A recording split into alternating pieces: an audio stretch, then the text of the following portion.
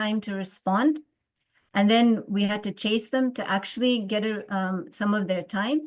And we spent so much time sharing about KAILASA, sharing materials, giving them different examples of how we've been engaging, answering all their questions very transparently. And they cut all of this out from their newscast and distorted and defamed and made it look like something else. And they have put our innocent monks on the ground in danger, putting them in life risk.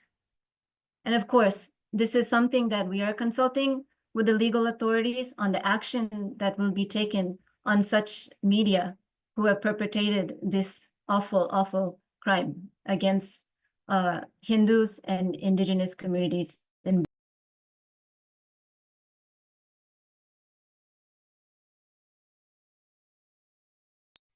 Thank you so much for highlighting these very important facts, Nithyananda Swami. And how has the response been from these indigenous communities, especially given the kind of work that KAILASA is doing, what Swamiji is doing through KAILASA for supporting these indigenous communities and empowering them? How has their responses been? What type of response are we receiving worldwide? Actually, the response has been overwhelming and so welcoming. Every indigenous community we've met, their first remarks are, we feel God has sent you. We feel that you are here to help us. It's exactly what we need. Our community is suffering. We are impoverished. Anything you can do with social services. And we've met with many elders who have been fighting their lives to uphold the rights of their people, whether they're looking to uphold the rights of the lands that they have, ensuring that the economy is happening in their communities. So much they have suffered and so much they have gone through. So when they see KAILASA, which is very similar with respect to the values and the traditions and the persecution we've gone through, we're so organized. We do things in a very systematic way and putting the indigenous people first. Obviously, the response is overwhelming and they have been very welcoming. And this is the relations that we have been building with indigenous communities, not just in Bolivia, but literally all over the world. Actually, that's a very beautiful point that you highlighted, because I do remember many of the indigenous nations actually being so amazed at seeing the way how the KAILASA as a nation is being organized, and that being such a huge difference-making thing for all of them. So that's a very, very, very important point. So now, when such great work has been happening, and these Hindu-mesic, anti-Hindu, Hindu-phobic, racist media channels and the deep state elements, when they are interfering and trying to destroy this hard work, and especially trying to stop, basically they want to stop the indigenous nations being empowered. So I also know that we have been finding it very, very difficult to contact our own people who are serving there, our monks, the sister monks and brother monks who are there serving, and there's a lot of attack that they are also enduring because of empowering the indigenous nations. Could you share some insight about this also? What type of attacks are they facing? What is actually happening even on ground there? Actually, what's happening on ground is absolutely frightening. Our indigenous male and female monks on the ground have been illegally detained for no reason. There's no sort of arrest warrant, there's no court order, there's absolutely no information released about them. Even the lawyers, which is a fundamental right in Bolivia for each person to have a lawyer, they're not even allowed to see them. They're not even given any single information till now. They have no idea actually what is happening. Actually, why are indigenous monks on the ground, why they're being detained.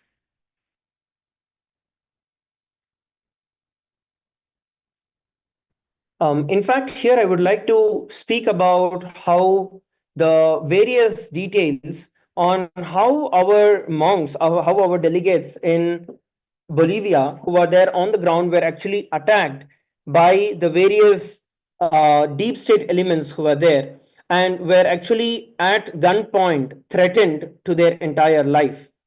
And things actually began when the various news, deep state news, articles, and media started publishing false information about Kailasa and Kailasa's intentions and how the indigenous were working. And in fact, if we look at it on the other side, the indigenous local presidents of the indigenous nations were completely in support and in favor of Kailasa. And that is how it started.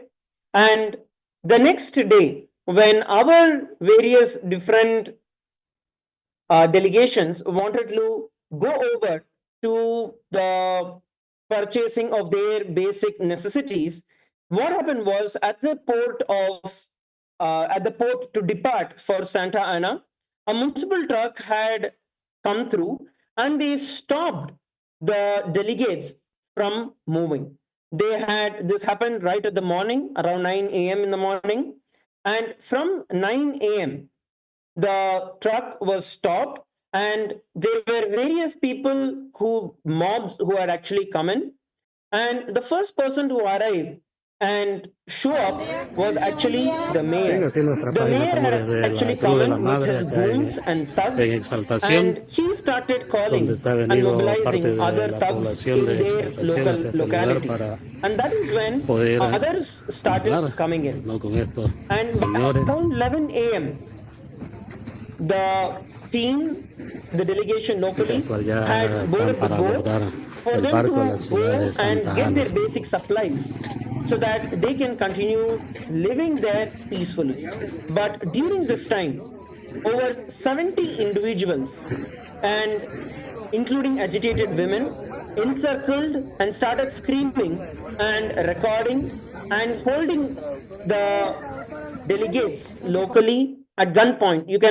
We'll also be projecting the images for every one of you, where you will see that they were holding rifles in their hand and they were standing there encircling our delegates who are there on the ground, and they threatened our delegates, our volunteers, from moving from that place despite no wrong on their part.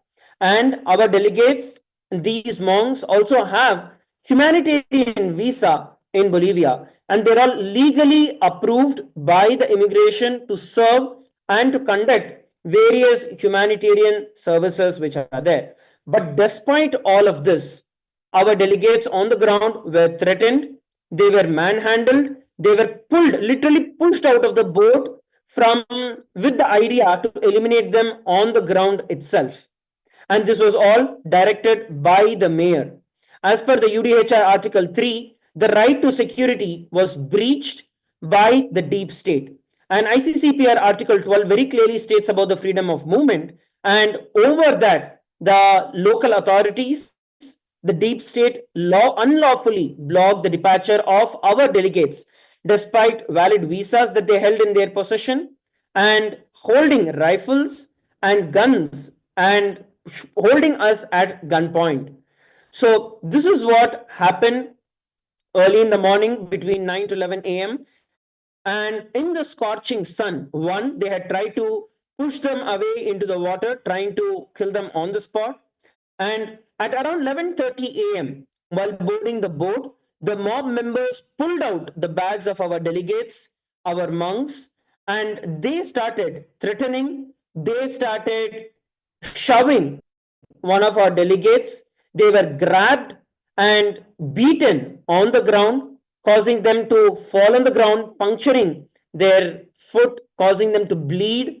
And all of this was intervened by a couple of our other delegates so that they are stopped from being dragged and pushed into the water and being terminated.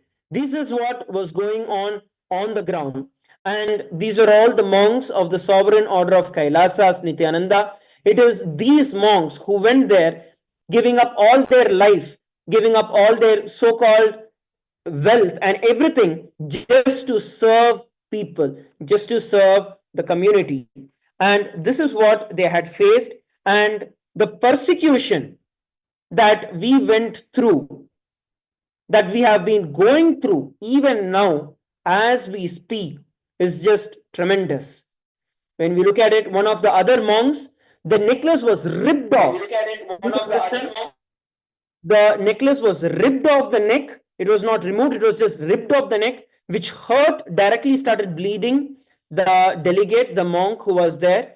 And they were specifically left in the scorching sun so that they would have sunburns.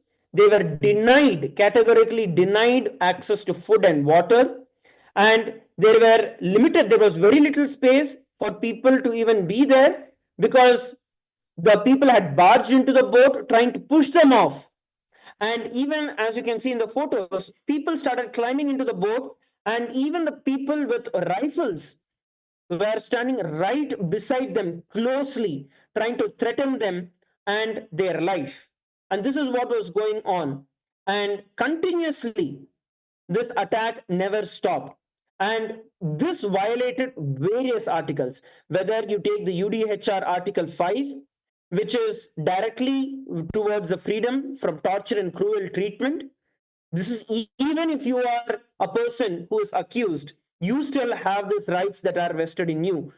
But here, just for doing the humanitarian activities, just for offering the humanitarian activities, the monks of the sovereign order of Kailasa have been attacked. Same way, right to property, the UDHR Article 17. This shows our right to the sacred religious artifacts. And on the other side, in contrary, they were denied, they were ripped off the religious marks that were there. So these are the various different things that we're looking at that had happened in the initial hours. So just to understand this, our monks who were there on humanitarian visa because they're just there to serve, and they were, whatever they were doing was only services. And the people that attacked, these were not the indigenous people, right? So these were the people, another a group of henchmen with rifles who have been driven by the anti-Hindu, Hindu-Mesic elements and anti-indigenous groups, the racist groups that had actually come and attacked our sannyasis who are there merely just to do the services. And actually, one very important fact I would also like to state here is that till now, we are not able to contact many of our monks who were there just to serve. They have been illegally detained, which is completely against the international laws and even violates many of the laws of the very government there itself. You can see here how our monks have been circled with people. And you can see mob gathering here, and you can see how our monks who were serving, the very monks who were serving, this video actually shows to all of you how the very monks who were serving there, doing the service to the country there, they're all surrounded and mobbed by so many people that are gathering that each of these were directly the entire thing was directly enacted by the deep state elements who actively came on ground and harassed the monks and threatened the monks at the gun point. And you can see our monk here is pleading. He's actually folding his hands and he's pleading the people there. And continuously you can see so many people, mob gathering around, and our monks trying to explain to them the whole situation, and press and media.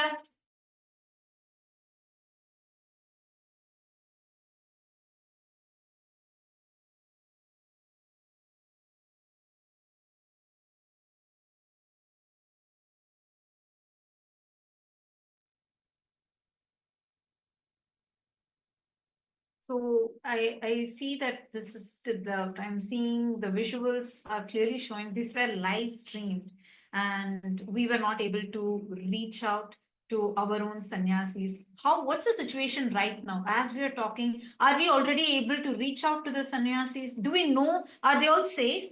What's going on with them? Do they have their ability, their freedom, or are they still in illegal detainment? What is exactly happening? I know still we are not even able to reach some of the female monks that are there, and even they were the very rights that they have are all being denied, where they're not even able to access their own legal authorities, their own lawyers. And what is the situation happening right now? Could you shed some light on this, Nithyananda, for me? Actually, the truth is we don't know. We've lost all contact with them since morning. They have not been available. We don't know if they are, how they're being treated. Do they have food, water? We don't know the situation, and of course, it's very concerning. There's assortment of families, and we don't know actually what's happening, and we're not getting answers. Even the lawyers who say this is completely illegal and that they have a right to representation. The lawyers have a right to be there. They have a right for their lawyers to be there, but the lawyers were not allowed in when whatever investigation was happening, and they have no information. They're just saying we don't know, and they're just waiting. So it's a very an insecure situation right now. We don't know what's happening. We don't know where it's headed. And we call on all members of the indigenous community, international community, to stand up and ensure that this persecution stops right now and they're released.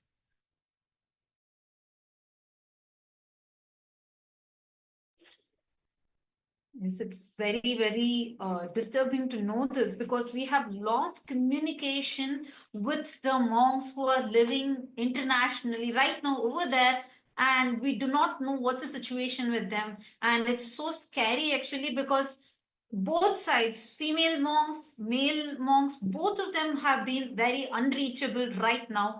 We have been trying, especially I know for the female monks especially, we've been trying to reach them. We've been trying to establish communications with them. Even their own lawyers are not being let to meet the people on ground. And this is something frightening, because this is completely against the laws. And most importantly for us to remember, these are the monks who are from various different countries, well educated, from various different backgrounds, who have left everything and come there to serve the people, to serve all the indigenous people.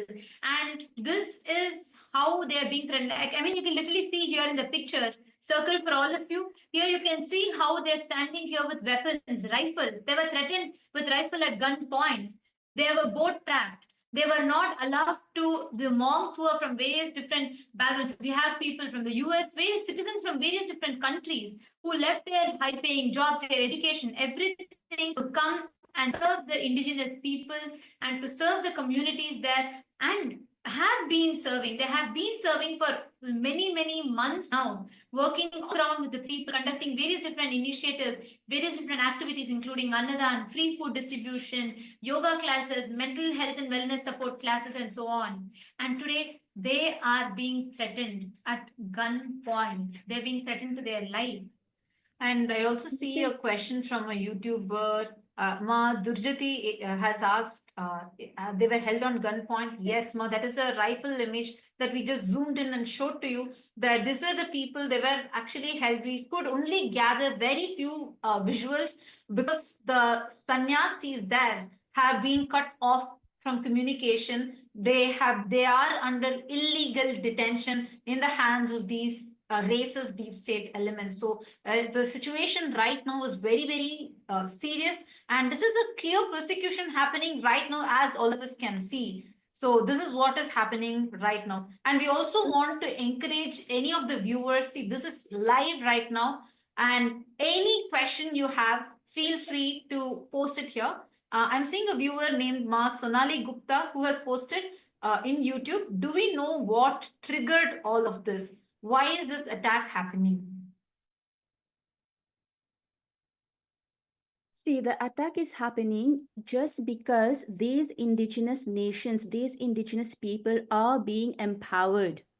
And it is a racist Hindu music attack by the media, nothing else.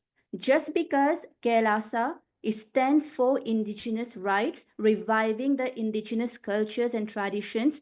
Just because of that, we are being attacked. And these indigenous people globally, if you see, they are fighting so hard, for example, just to preserve their forest. We can see so many examples of them globally fighting so hard to prevent deforestation, which is very, very important to mitigate global warming, for example. But even for that, something that is so critical, they do not get any kind of support. They keep they keep fighting for years and years and years, but nothing comes out of it. So just because KAILASA, Swamiji, is giving them support, is empowering them so that they have a voice, so that they get the confidence to fight for their culture, for their traditions, fight for their environment. Just because of that, we are being persecuted, we are being attacked. And one thing I want to add also, being illegally, wrongfully detained means our delegates, our monks, the monks of the Sovereign Order of KAILASA's Nithyananda, would be facing so many human rights, basic human rights violations, because that detention itself is illegal, which means they would not be getting any water, they would not be getting any food, they would be tortured, be it physically tortured or psychologically tortured. So many human rights and religious rights violations they would be going through. So it is very, very important that we bring awareness to this persecution, the continued persecution that KAILASA has been facing for decades now. Just because we want to bring global peace, just because Swamiji is working so hard to bridge the gap between the ancient nations, the indigenous nations, and all people, just for the sake of global peace and coexistence among all people. And I would actually like to add over to you, Ma. And one of the important things, as you told, right, especially with regards to the illegal detention and what would be happening, one of the main reasons why we actually don't even have that much of footage is because all the gadgets of our delegates, of our monks, when they were on the ground, were one, destroyed, second, they were broken and damaged by the mobs who were there. And you can also see evidently on the photographs where the local mobs were pointing at the cameras when our monks were trying to film what is going on, trying to protect our rights. But they were damaged. We were only able to secure a few photographs, a few videos of what was going on the ground before we completely lost connection with every one of them. The locals, and when I'm speaking about locals, it's not the indigenous, it is those who came along with the mayor and the deep state racists who actually arrived on the ground with the various guns and other weapons. Those people, they actually later searched the bags of our delegates, they actually snatched it, they forced the boat driver to anchor the boat, not letting the delegates to leave, and they were put there under the pretense of a meeting about unspecified documents. And but there was absolutely no fact, there was no detail about any investigation or a warrant that was there to either search. And later, even after the police had arrived, they had colluded with the mob, demanding the passports, ignoring the pleas and the safety of our monks. That's what we are looking at.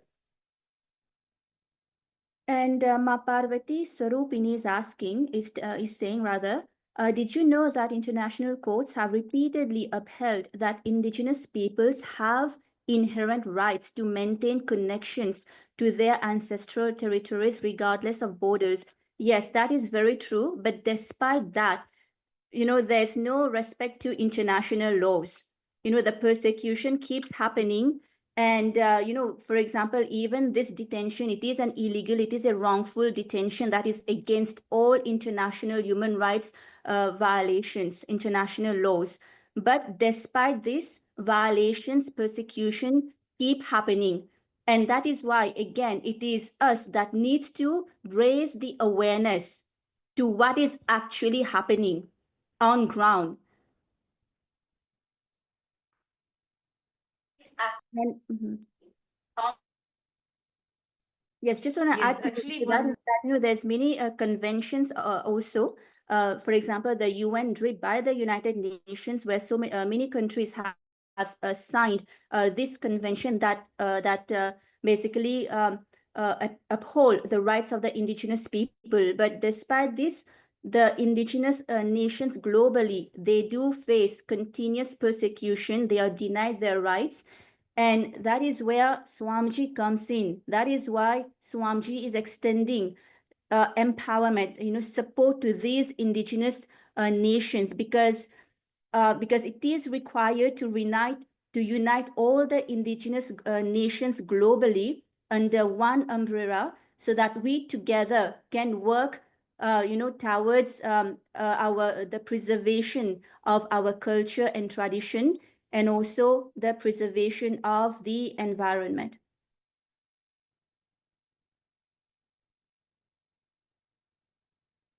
As you had very rightly put it over here, Ma, one of the main other reasons why we are also looking at this is because the reason that it is not just local forces. I think one of the questions that we are also receiving is that is it just the local forces who are behind this, or is there some other local political power play that is responsible, or is it deeper than that? So what we are looking at here is, we are actually, honestly speaking, we are also really concerned about what is going on, because the entire team of monks, so it was not like one or two people, it is a whole group of monks who were actually serving, and all of them have disappeared. We don't have communication with any of them. Our local lawyers were there. We are not, they are also they are also telling that this is a very unusual situation where we are also not able to get any information about what is going on, where are they, why were they all taken away, driven out, why all their items were confiscated. Still, we do not have any clue about what is going on. The only thing that we know is that this is racist, the deep state racist elements who are against the indigenous and against Kailasa who are facing this. I also want to put it here on record that even the indigenous nation presidents are receiving continuous death threats and are also facing the same persecution that Kailasa's monks and Kailasa's delegates are facing, which very clearly shows how the media is twisting everything and presenting to the world, where on the outer image they are trying to show that they are the people who are voicing out for the indigenous, but in the inside, when we look at the facts, their own people are also detained, they have also disappeared, and we do not know what is the situation that is going on right now. In fact, the last reports we have from the team on the ground, especially the female team on the ground, they were saying they called and they were quite concerned because men were scaling the walls of their compound, jumping over, and illegally entered into their compound, and then we lost all connection with them. We don't know what happened. And they're completely cooperating. They have we completely cooperate with any kind of sort of questioning or anything that the authorities would want to see. They were cooperating with. So there's no need for any of this attacks where they're physically abusing, physically manhandling, and literally kidnapping, holding hostage our monks who have done nothing except to serve humanity. And just wanted to add, because this is a fundamental right, that they're not able to see their lawyers. They're cut off from all communication. They don't have their devices. We don't know what's happening to them. It's been almost 16 hours, and there's still no indication of why they're even detained. There's not a single written document, any kind of court order, any kind of arrest warrant. Nothing has been provided. Nothing has even been spoken to, even to the lawyers, who typically say this. They say this is not normal. This is illegal. This is completely illegal that the lawyers cannot see their clients. In fact, if we look at this on the other side, Kailasa has not done anything illegal. everything that Kailasa has done is completely in law, in the rights as per the constitution. In fact, even the agreements that have been signed by Kailasa are protocolized, they are notarized, they are apostle agreements which are there.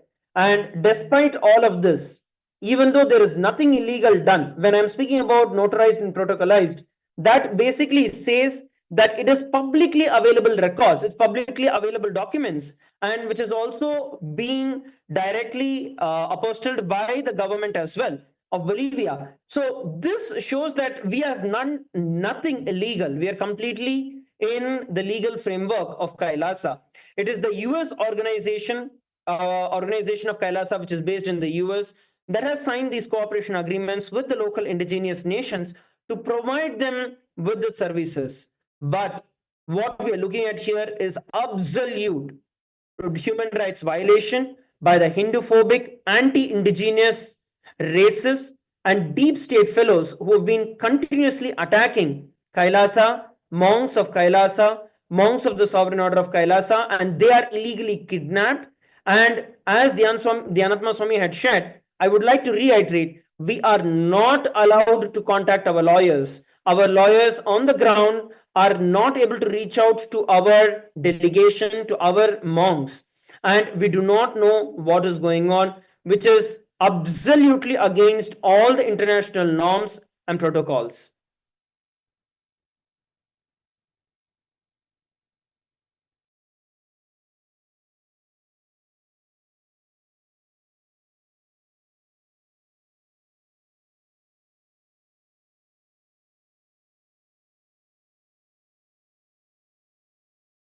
See, it's not just, it's also against all international human rights violations that are happening to these, to our monks, right? And, these agreement that was signed, that, as you said, we are doing everything legally. The documents have been apostilled, they've been notarized. And despite this, the persecution is, keeps happening. Actually, one point that I wanted to add here also is it's very important for all of us to know, up until now, we do not know what is happening to the monks. And so many women, and it's a lot of female monks that are there who are doing the service to the indigenous communities, and we have no clue of what is happening to these monks. And just in the morning, in the wee hours of the morning, we had people in uniform and random people scale into the female monastery campus. They scaled the walls, got into the female monastery campus, and from that point onwards, we have not been able to get in touch with any of the monks. All the female monks who are different, so people from different countries around the world who have come, who have been there to serve the people, serve the indigenous communities, we have not been able to get in touch with them. We do not know whatsoever is happening with the monks. Our lawyers have tried. What is happening right now is illegal. It is against the humanitarian rights, the fundamental rights, violating the rights to access to lawyer. And the lawyers of the female monks are standing and trying to get access. They are not being allowed. There are armed people standing around where the female monks are currently stationed. We are not able to know what is happening. And the worst part is lawyers. Our own lawyers are not being allowed inside. That's the worst part. And these are local lawyers who are there, who can very well, as an international law, it is a fundamental right for us to have the access to our lawyers, our attorneys, but we are not even allowed to have that level access. Also, one very important thing that I'm just noticing here is, Dhyanatma Swami, could you just correct me if I'm wrong? As how I understand, the campuses of the female monks and of the male monks is completely separated, like they are miles apart. Am I right? And at the same time, this is like a multi-pronged attack. Did it happen like on the same day? It's happening on both places? Exactly. You bring up an excellent point. These campuses are hundreds of miles apart. And at the same time, these raids, these attacks on them were happening, the kidnappings, holding them hostage, cutting them off from communication, manhandling them, you name it, has been happening at the same time. And this is another thing I would like to add in over here to Dhyanatma Swami is that it's actually a very important point that was brought up. And in fact, given that Kailasa's delegation, Kailasa's monks locally have been serving various different indigenous nations. So it's not just one indigenous nation that Kailasa has been serving, but several indigenous nations have been served by Kailasa continuously. And in all of these places, the indigenous nations as well as Kailasa's monks were attacked simultaneously at the very same time.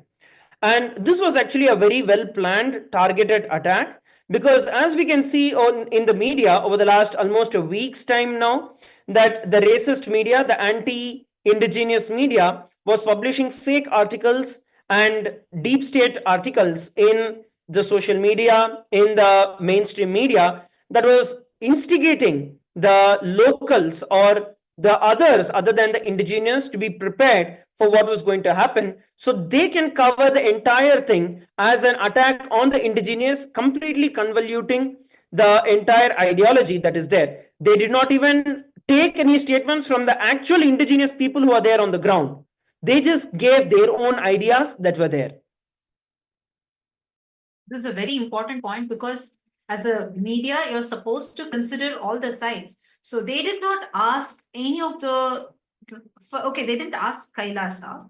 They did not even consider or consult with the indigenous people, and they had their own narratives prepared. Actually, this is only exposing a deeper level attack that is happening. It's a deeper level conspiracy. And let alone asking, one important point that I want to mention here is this: they are instigating the mob to attack our monks. The mob is being instigated very systematically. This whole persecution that is happening right now, it is against all the indigenous communities, and very actually these deep state elements are instigating the people, the mob, against the monks there, and they are being physically assaulted and attacked. We have multiple media, live media right now covering as the attack is happening, but unfortunately the narratives that is being spread is completely false, and like hate speech is being spread and demonizing and vilifying what the services that Kailasa is doing and instigating mob to attack the monks of Kailasa. Till now, all our female monks have been illegally kidnapped. We do not know where they are. We do not know if they are safe. They are young monks. There's so many different women from different countries who are there. We do not know if they are safe. We are not able to, all their devices have been illegally confiscated, and they are not allowed to talk. They have not been allowed to interact with us whatsoever. Our lawyers are not able to reach them right now as we talk. Already so many hours have passed, almost a day has passed. We do not know the status of our sister monks. So I'm seeing a question from Robin Taylor. She's asking, why is it always the female sannyasis? Why do they always attack the female sannyasis? I don't get it. It's actually not just the female sannyasis that are getting attacked. They are attacking indigenous people. They are actually targeting the different indigenous people, and simultaneously they're attacking. It's like a multi-pronged attack that's happening right now. And I'm seeing a question from Soumya, who's asking, how come attacks happen same time on both the campuses at miles apart? This raises concerns. Exactly the most shocking thing. I just want to have a little more insight on this, Dhyanatma Swami. If you could shed more light on this as to all these people. I know they're like in completely hundreds of miles apart, right? So none of them are actually connected. It's not just two groups, it's multiple groups of our sannyasis, indigenous people, and like whether the male monks, female monks, the indigenous people, and all of them are living as groups in different localities altogether. So this means they have been tracking us. Simultaneously, they launched this attack on all. Am I right? They launched the attack on multi-levels, the media, through immigration, through various law enforcement, and like you pointed out, different, they call it departments, it's like different states, so different cities, and they've managed to do this without legal representation. It is absolutely shocking that for so long, people have been held in custody without their basic liberties. This is not something you hear of very often. Even in the worst countries, a lawyer is, the fact that a lawyer can see their client is respected in whichever level. Here, the lawyer is not even able to see the client. The lawyer was not even allowed into the premise of where the female monks were. And the lawyer is not given any information, not even to know basic of what is the reason for this. Show the arrest warrant if there's an arrest warrant. There isn't an arrest warrant. Show the court order. There's no court order. It's just simply they scaled the walls, they barged in, they manhandled, they cut off their devices. We lost all communication with them. And now they've been taken to some place. What's happening to them, we don't know. My God, And this is so scary. And we need to understand what God. this is happening to the female monks. And on the other side, to the male sannyasis, to the male monks, it is extremely disheartening what is going on right now. Because the crowd, the mob instigated by the deep state, and there are few men in uniform who came, they grabbed the personal belongings of the monks, and they went through all their passports, confiscated their passport, all their travel documents, personal documents, and they released it to the media. There were mob people, media that are broadcasting our sannyasis documents, their personal documents, passports, everything live. From morning for a whole 2 days, they have not been allowed to eat food or drink water. And we all should know, there are few people, indigenous communities, who have been benefited by the service of KAILASA, by the service that these monks are doing. Many indigenous communities are coming, trying to give some water and standing to support these monks, but the mob instigated by the deep state elements are attacking any indigenous person that is standing with us. Actually, just this morning, this has been going on for the last 2 days. The sannyasis have not been able to drink water for the last 2 days. In fact, one of them fainted on the ground. One of the male monks, he fainted on the ground, not being able to have access to water. When indigenous people who have been benefited by our services came in support, they were also attacked by the mob. These sannyasis were manhandled. When they were on the boat, they were first trapped on the boat, and they were grabbed by the crowd outside the boat, and they were made to walk for a few miles, while press, media, everyone came and covered them.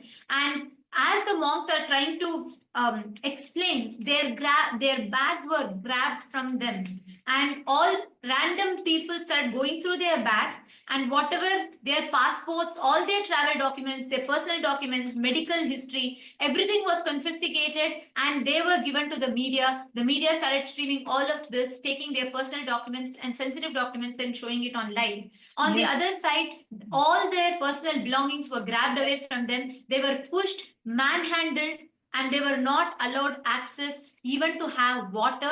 They literally, the sannyasi fainted on the ground because of not having even a morsel of food or water for almost 48 hours now.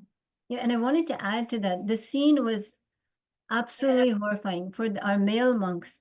Okay, first of all, they, as you noted, they were manhandled. They were pulled off a boat. They were prevented from just simply going to the town to get supplies. And these are very simple beings. They built the house they are in with their own hands.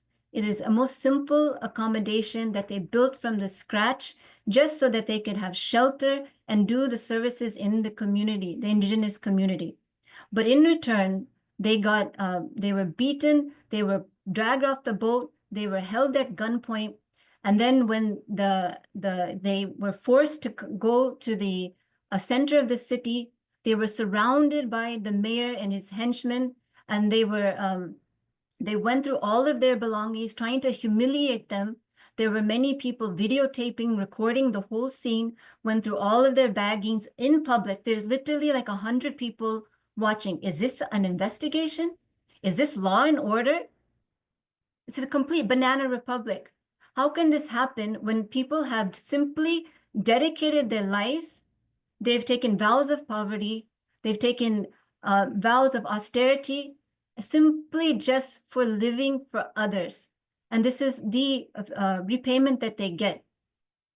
And they were taken by force onto a plane, a car, dragged across country. We don't know where, we don't know what's happening to them. Similarly, we're not getting any answers. And also, actually, Dhyanatma Swami, what you brought up now is a very important point that I want to add on. And all the viewers, if every one of you that are watching now, I see so many questions, so many comments that are coming continuously on YouTube. I request all of you, show your stand up and be a voice for this attack. Enough. We Hindus have been continuously persecuted no matter what. And now all the indigenous nations are being persecuted. It is important that we stand up. We request every one of you to use hashtag KAILASA Indigenous Nation Attack. And we are showing this hashtag for all of you right now. We request every one of you to take a moment. Please head to Twitter. Let us raise this voice. It is enough of these persecution. Anytime, wherever we do the service, whenever we do something good to humanity, and whenever we stand up for any rights of Hindus or rights of indigenous communities, we are being attacked. It is time we put a full stop to this. We need to raise it to the international, all the humanitarian watchdogs, all the different international humanitarian organizations. People need to know the truth of these attacks and persecutions that we are facing. And right now, as we talk, I see so many people, Ma Sonali, Ma Soumya, Sri Divya, Ma Patricia, and Ma Jing, Susan, Sandhya Nambiar, Hilde, and I have so many people, the comments actually flooding in support right now. But I request all of you to please take to Twitter. Use hashtag KAILASA Indigenous. Sorry, we request all of you to use hashtag KAILASA Indigenous Nation Attack, and please post, tweet, make the tweet. And right now, even as we talk, we have multiple Kailasas being attacked, the multiple places where one side, all the female monks, we have no idea. We don't even have access to them. There are so many young women who all came just to serve the indigenous community. They are being attacked. And on the other hand, our sannyasis, the monks, the male sannyasis are being attacked by the mob and crowd. The deep state elements have handed them off to the crowd. The crowd is manhandling them right now as we talk. We are not able to reach their personal belongings, including their phones. Everything has been grabbed. There are people with rifle and literally they're threatening them to the gunpoint, and they're forcing them with all their documents being taken away. They have not had a morsel of food or water, with one of our sannyasis even fainting there on ground. They have not had access to any basic food, and they're being tortured for the last 48 hours plus. And all the different women who are well educated from various different nationalities, citizens from various different countries who have come there to serve humanity. And we are very, very concerned right now. We are very, very, right now, as we talk, we do not know what is happening to our female monks. We do not know what is happening to the sannyasis.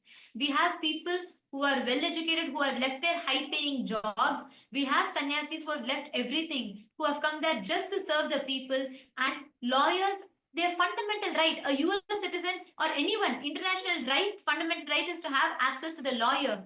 But they're being denied. The lawyers have been studying since morning. They're not being allowed. We have armed people, armed men standing around the monastery campus, and all of whom entered illegally. They had no warrant, they had nothing. They've all entered illegally into the campus. They scaled the walls and they literally surrounded the whole campus, not allowing our female monks to communicate with us, confiscated all of their devices. And on the other hand, the males, all the male sannyasis who are miles away at the same time were being attacked, physically being manhandled, and they have so many wounds, and they have literally, one of the sannyasis fainted on ground. Actually, what is really, really very unsettling for me is that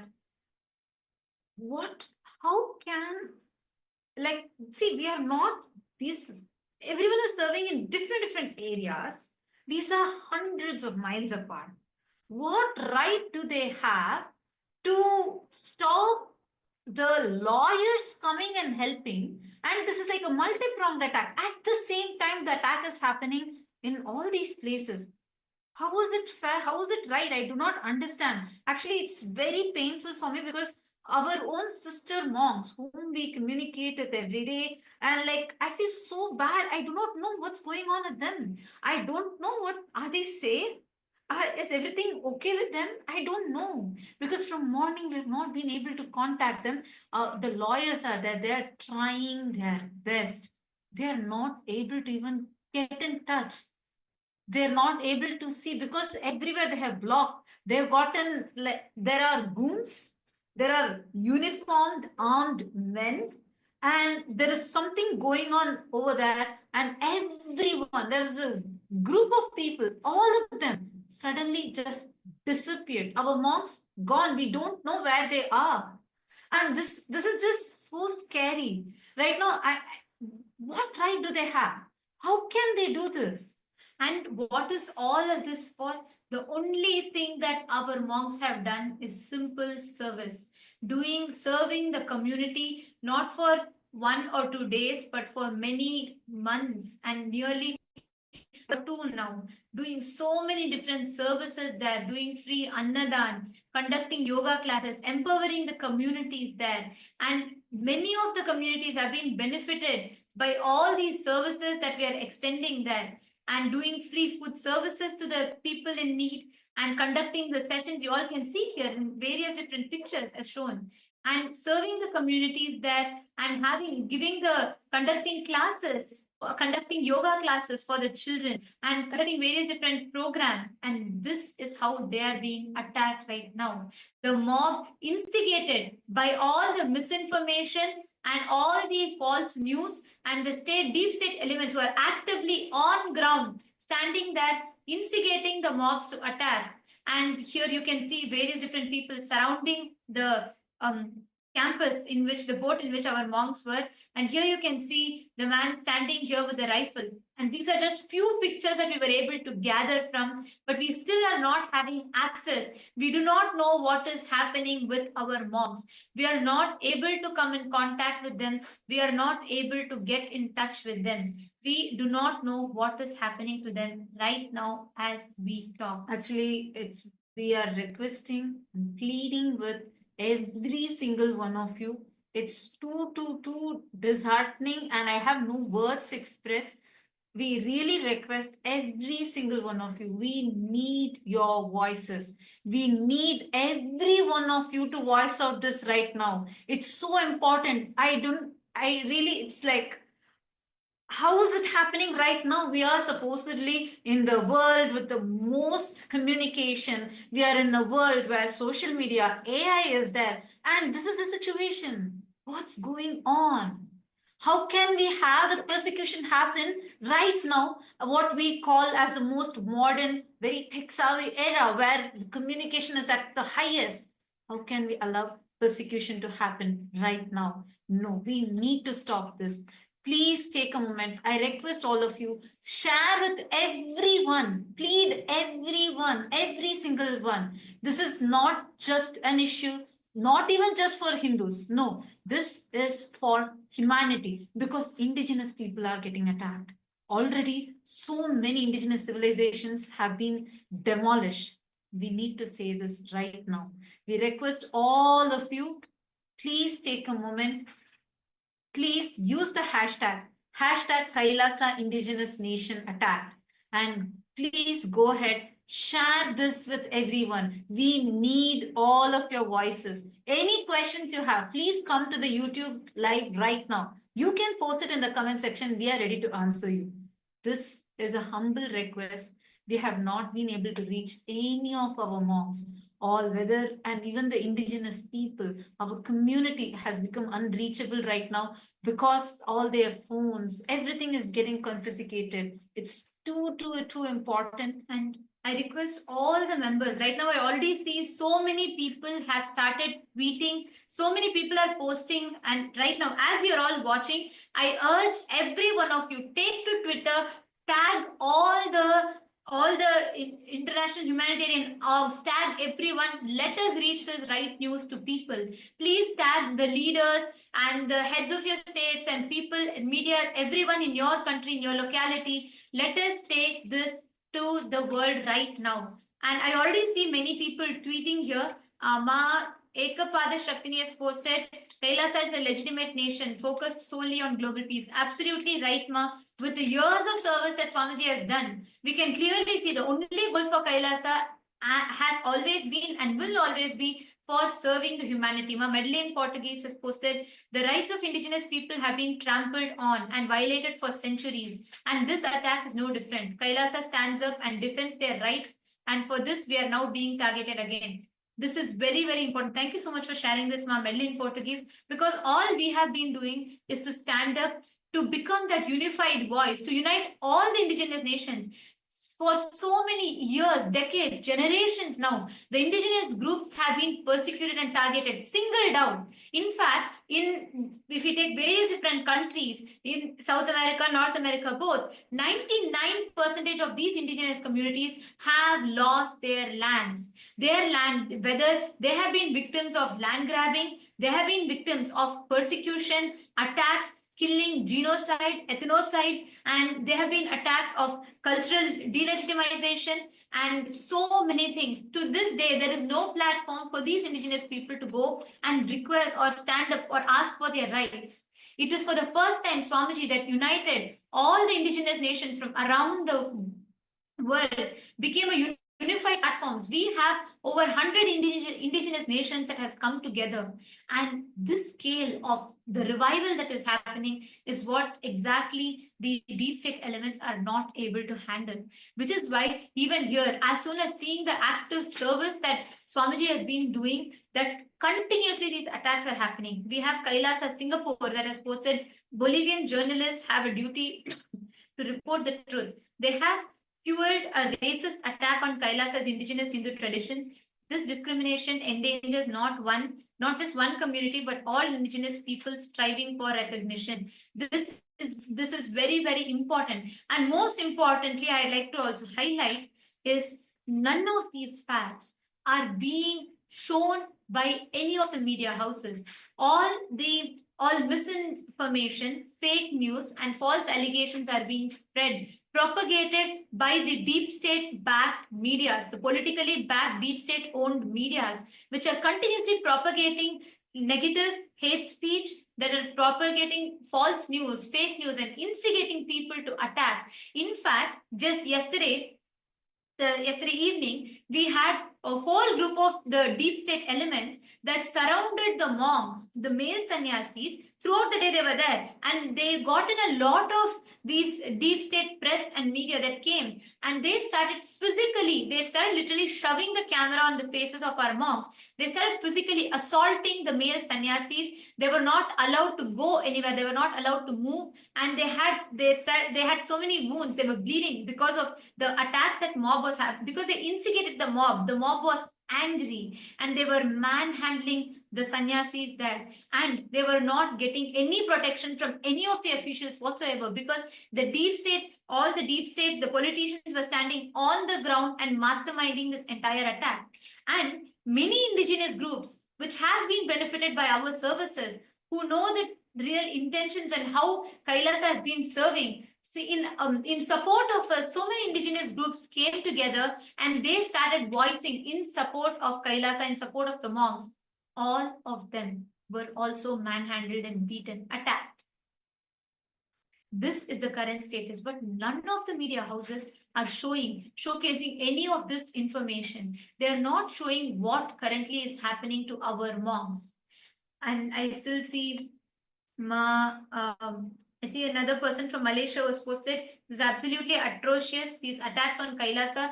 And just to remind this is not just singling out Kailasa alone. This is all the indigenous communities, indigenous groups that have stood for their rights.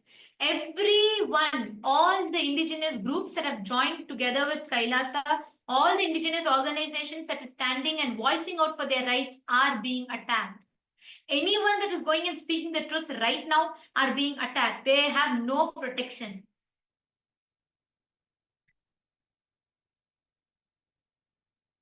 Actually, a very important thing right now is what's happening right now as all of us are talking is understand, as we were mentioning, this attack which is happening is being done on many of the indigenous nations, and every indigenous nations that are standing, voicing out even to support the people who are getting attacked.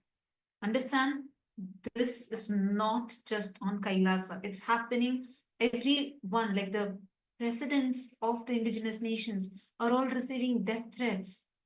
What's going on? This needs to stop. We really request, and we already see a lot of people supporting using this hashtag Kailasa Indigenous Nation attack.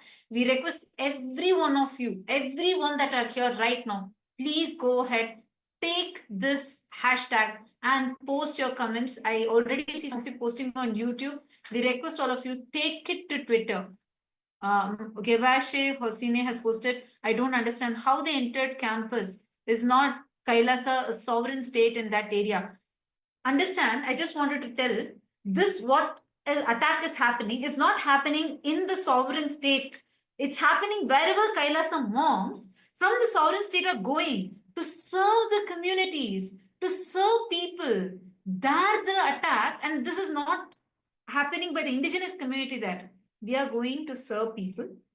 Like for example, to do the Annadam, means the free food service that we have been doing when our monks wanted to get more supplies for this Annadam. So you have to go to another town, you need to procure these items and you need to come back. So when they were getting on the boat, this happened in one side. I'm just sharing with you what exactly went on. So one side, the male monks who had went there, who had gone to procure the items that are needed, they were suddenly surrounded by a mob. And the mob that was there was not any of the local indigenous people. These were henchmen that were brought in. And suddenly they were surrounded. They started manhandling them. They confiscated their devices. They started breaking their devices and physically abusing them. And at the same time, there were also some of the female monks who were serving a completely different community. Just understand, please understand the whole thing, because it's different parts of the community where we are serving. And when they are serving a different part of the community, all of a sudden, at the same time, this is all happening simultaneously. That's what is really scary. Innocent women, monks, they are serving in their area. All of a sudden, the armed men barged into the campus. They started scaling the walls of an all-female monastery campus. And this is where they're serving the people. And suddenly, it started as if it's an interrogation. And all of a sudden, everyone's mobile phones were confiscated, all their documents taken away. They were fully surrounded. And immediately, in the beginning, first, as soon as the armed men entered, the female monks over there, the sannyasis, tried to contact the local police, local lawyers, and the local lawyers are trying to come in. But these armed men did not allow. They completely blocked that whole area. So nobody could enter. We do not know what's happening. It's been more than, I think it's over 18 hours now. It's been a very long time. We do not know if they are okay, if anything really bad has not happened to them. We don't know. They're women. These are men. They're all female sannyasis, and they do not have any way to protect themselves. They do not have, they are completely non-violent people. So that is what is really concerning us, because we do not know what's happening there. It's also very important to understand that all these monks and nuns, they are very well educated people who have left behind their entire life, their lifestyle, their high paying jobs, their love and dear ones. just to come and serve the people on ground. They've literally sacrificed everything just to come and serve these people. And despite this, they are being treated, worse than animals also, not being given, food or water, medical care, nothing. They are just trapped. And what for, right? What is the point of holding them? They've not done any crimes. They've not done anything wrong. They are just wanting to help these people on ground. And it is these indigenous people themselves who have come forward. It's not like we are just giving the services that we are wanting to give them. It is them who have come and told us, we want for example, services in terms of education, in terms of food, and whatnot. And we are going, these nuns and monks, they have sacrificed everything to go there and serve these people and offer them what they are looking for, what they've been looking for. And no one else is giving them, no one else is offering them. So it is very important to understand this, that these beings, these girls, these women, these boys, they have literally sacrificed everything for the sake of others. Yes, thank you. Thank you so much, Ma. And also with all of us, we have today Dr. Miguel, who is an advocate from Ecuador, who is KAILASA's lawyer. And we would actually want Dr. Miguel to share with all of us the human rights abuses which are going on to our monks, to the indigenous people, and the illegal attack and persecution that is going on to all the monks of KAILASA and the indigenous people in Bolivia. Adelante, doctor Miguel. Buenas tardes. Muy buenas tardes, señor embajador. Un gusto saludarle.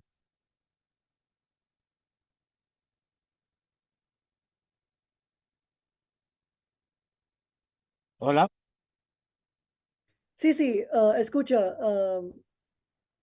Podemos Perfecto. empezar, doctor Miguel. Sí. Bueno, lo que debo comentar es que las personas son monjes, son sannyasis que han llegado a las comunidades indígenas ancestrales de Bolivia para realizar trabajo humanitario, servicios de yoga, servicios de educación, de salud, ¿sí? Sin embargo, por prestar estos servicios han sido mal observados por algunas personas de algunas comunidades que, desconociendo la realidad de los servicios que prestan los monjes, los sannyasis de KAILASA, los han retenido de forma injusta, ¿sí? Ahora tenemos conocimiento que los monjes están retenidos sin ninguna justificación por parte de migración, por parte del gobierno de Bolivia. Es decir, los han trasladado desde las comunidades hasta el Beni, a la migración de Beni. En otro caso, el domicilio donde vivían o residían ha sido allanado. Sin embargo, hasta la presente fecha y hora, se desconoce cuáles son los cargos que se imputan o se acusan a nuestros monjes o sannyasis, ¿sí? Entonces, estamos en esa situación de averiguar cuál es la situación jurídica de los monjes de KAILASA. Como dije, e insisto, ellos lo único que han hecho es prestar servicios gratuitos, servicios humanitarios para los pueblos originarios de Bolivia.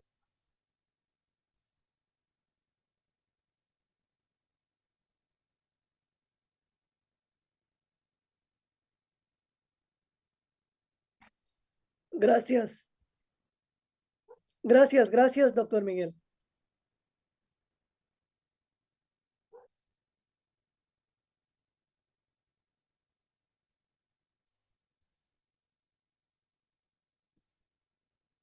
¿Alguna pregunta, ¿Te por favor? gustaría compartir más? Sí. Bueno, efectivamente. Entonces, ahora se está realizando las acciones judiciales correspondientes con la finalidad de que el Estado boliviano determine la situación jurídica de los sannyasis o monjes de KAILASA. Como dije, esa es la preocupación apremiante ahora. ¿Por qué? Porque se han violado los derechos humanos de los monjes. Recordemos que Bolivia es signatario de la Declaración Universal de Derechos Humanos, del Pacto de San José y muchos pactos, tratados y convenios internacionales, ¿sí?, que tutelan y protegen la individualidad, ¿sí?, el derecho a la vida, a la integridad física y psicológica de todo ser humano, indistintamente de la acción o acto que haya cometido, pero que en este caso de nuestros monjes no han cometido ninguna infracción penal, ¿sí? ¿Por qué? Porque ellos lo único que han hecho es trasladarse a las comunidades a prestar los servicios humanitarios. No existe ninguna infracción penal que haya sido cometido por ellos. Por lo tanto, su detención o retención, tanto en migración, tanto en las diferentes instituciones, así como el allanamiento, ¿sí?, del lugar o casa de habitación, es totalmente ilegal. Lo que debe hacer el gobierno boliviano es poner en libertad de manera inmediata a los monjes, porque incluso su situación jurídica en cuanto a migración, su estatus migratorio es legítima, es legal. No han excedido los plazos determinados por migración, de tal manera que al no existir ningún cargo, ninguna acción ilícita por parte de ellos, tampoco haber o estar en una situación migratoria ilegal, su permanencia en Bolivia, por lo tanto, deben ser ordenada de manera inmediata su libertad. No se puede tener a los monjes privados de la libertad. Es por eso que nosotros hemos iniciado ya la acción legal correspondiente con la finalidad de que el gobierno boliviano determine su ubicación, su estatus jurídico, cuáles son los cargos que se imputan a nuestros monjes, con la finalidad de qué? De demostrar, ¿sí?, de que primeramente se violaron los derechos humanos de los monjes y segundo, de que no existe ningún cargo, ninguna responsabilidad de ninguna naturaleza que comprometa su situación jurídica. Por lo tanto, nosotros vamos a exigir que el Estado boliviano, ¿sí?, no se deje llevar, ¿sí?, no se deje llevar por las falsas acusaciones que salen en redes sociales, como que KAILASA ha comprado tierras, como que KAILASA tiene tierras para explotar a los pueblos indígenas, para explotar recursos naturales. KAILASA lo único que hace es proteger los derechos culturales y ancestrales de los pueblos indígenas. Por eso ha enviado a los monjes a sus territorios, ¿sí?, para que ellos trabajen conjuntamente con los pueblos indígenas y así en algún momento puedan también llegar a tener conocimiento, ¿sí?, en todos los aspectos y puedan tener una vida digna. Nosotros no nos involucramos en actividades políticas, ¿sí? Lo único que nos mueve a nosotros es apoyar y trabajar con las comunidades y pueblos indígenas del mundo. Eso es lo que nos mueve. Y mientras tanto, como digo, insisto, ratifico de que nuestros sannyasis han sido vulnerados sus derechos humanos y por lo tanto el gobierno boliviano debe responder por eso, por cuanto que no existe ningún acto ilegal cometido por parte de los monjes o sannyasis que se encuentran ilegítimamente retenidos en la ciudad, en el sector de migración del Estado boliviano. Gracias, gracias, Dr. Miguel. And to translate for everybody watching us live on the various social media platforms, Dr. Miguel was, as a lawyer, giving his legal opinion on the current injustice that has been happening to our indigenous people and to our monks, which are happening right now. And Senor Miguel was talking about the rights, the human rights of the various international treaties, various international conventions, and how the basic human rights have been denied to our monks, to the indigenous people. Dr. Miguel was also talking about how that in this case, our monks have only been coming for to provide humanitarian services, providing free food, providing free education, literally helping the indigenous communities of Bolivia. And this is the response that they receive, that their basic human rights are being denied, whether psychologically, whether physically, their basic human rights are being denied, and they have not committed any criminal offenses, they have not done anything. They are literally monks who are providing humanitarian service for the welfare of the indigenous people. In fact, the indigenous people were so welcoming to Kailasa were so welcoming with the monks and literally had an emotional attachment with the monks that they were so upset when this is happening personally, whether it is the presidents of the indigenous people, whether it is the community leaders of the indigenous people, were so upset that this is happening to Kailasa, that it is happening to the monks of Kailasa who helped them all these months, all these years.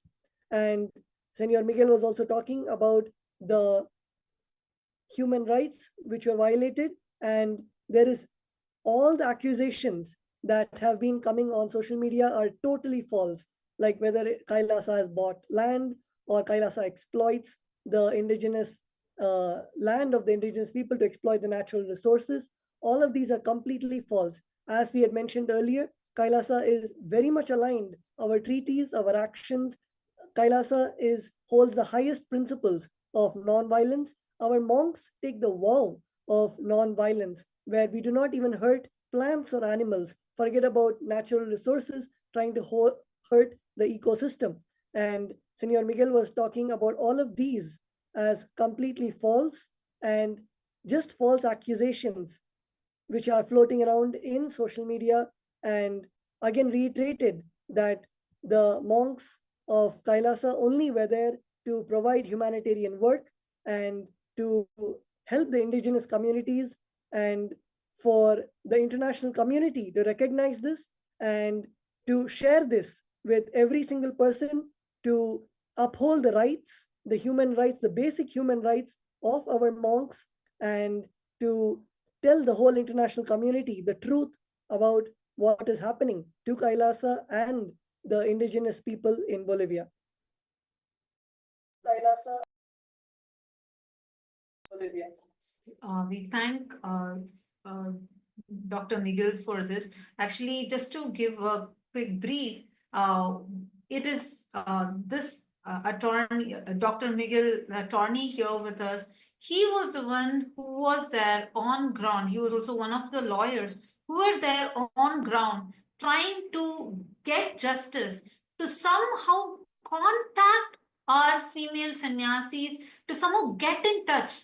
Until now, unfortunately, we have not been able to contact them. We do not know what is happening. He, as a lawyer, tried multiple times, and even many of the lawyers locally that are there are been trying to get in touch somehow to know what's the situation with the monks, to know what is happening. And he has been continuously trying to tell the truth to the media. But unfortunately, the Hindu-phobic, Hindu-mesic, anti-indigenous media is completely projecting only the lies, and they're not taking any of the statements, neither of Kailasas, nor of the lawyers, nor of the indigenous people. So the situation right now is getting really, really concerning.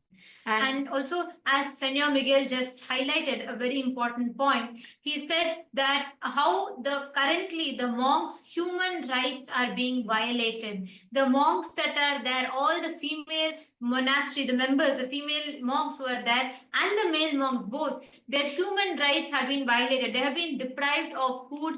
They are being illegally kidnapped. We do not know where they are, and all the Hindu-mesic, Hindu-phobic media houses are inciting hatred, instigating the mob against the monks, which is very, very serious, because there is no one there on ground who is protecting the monks.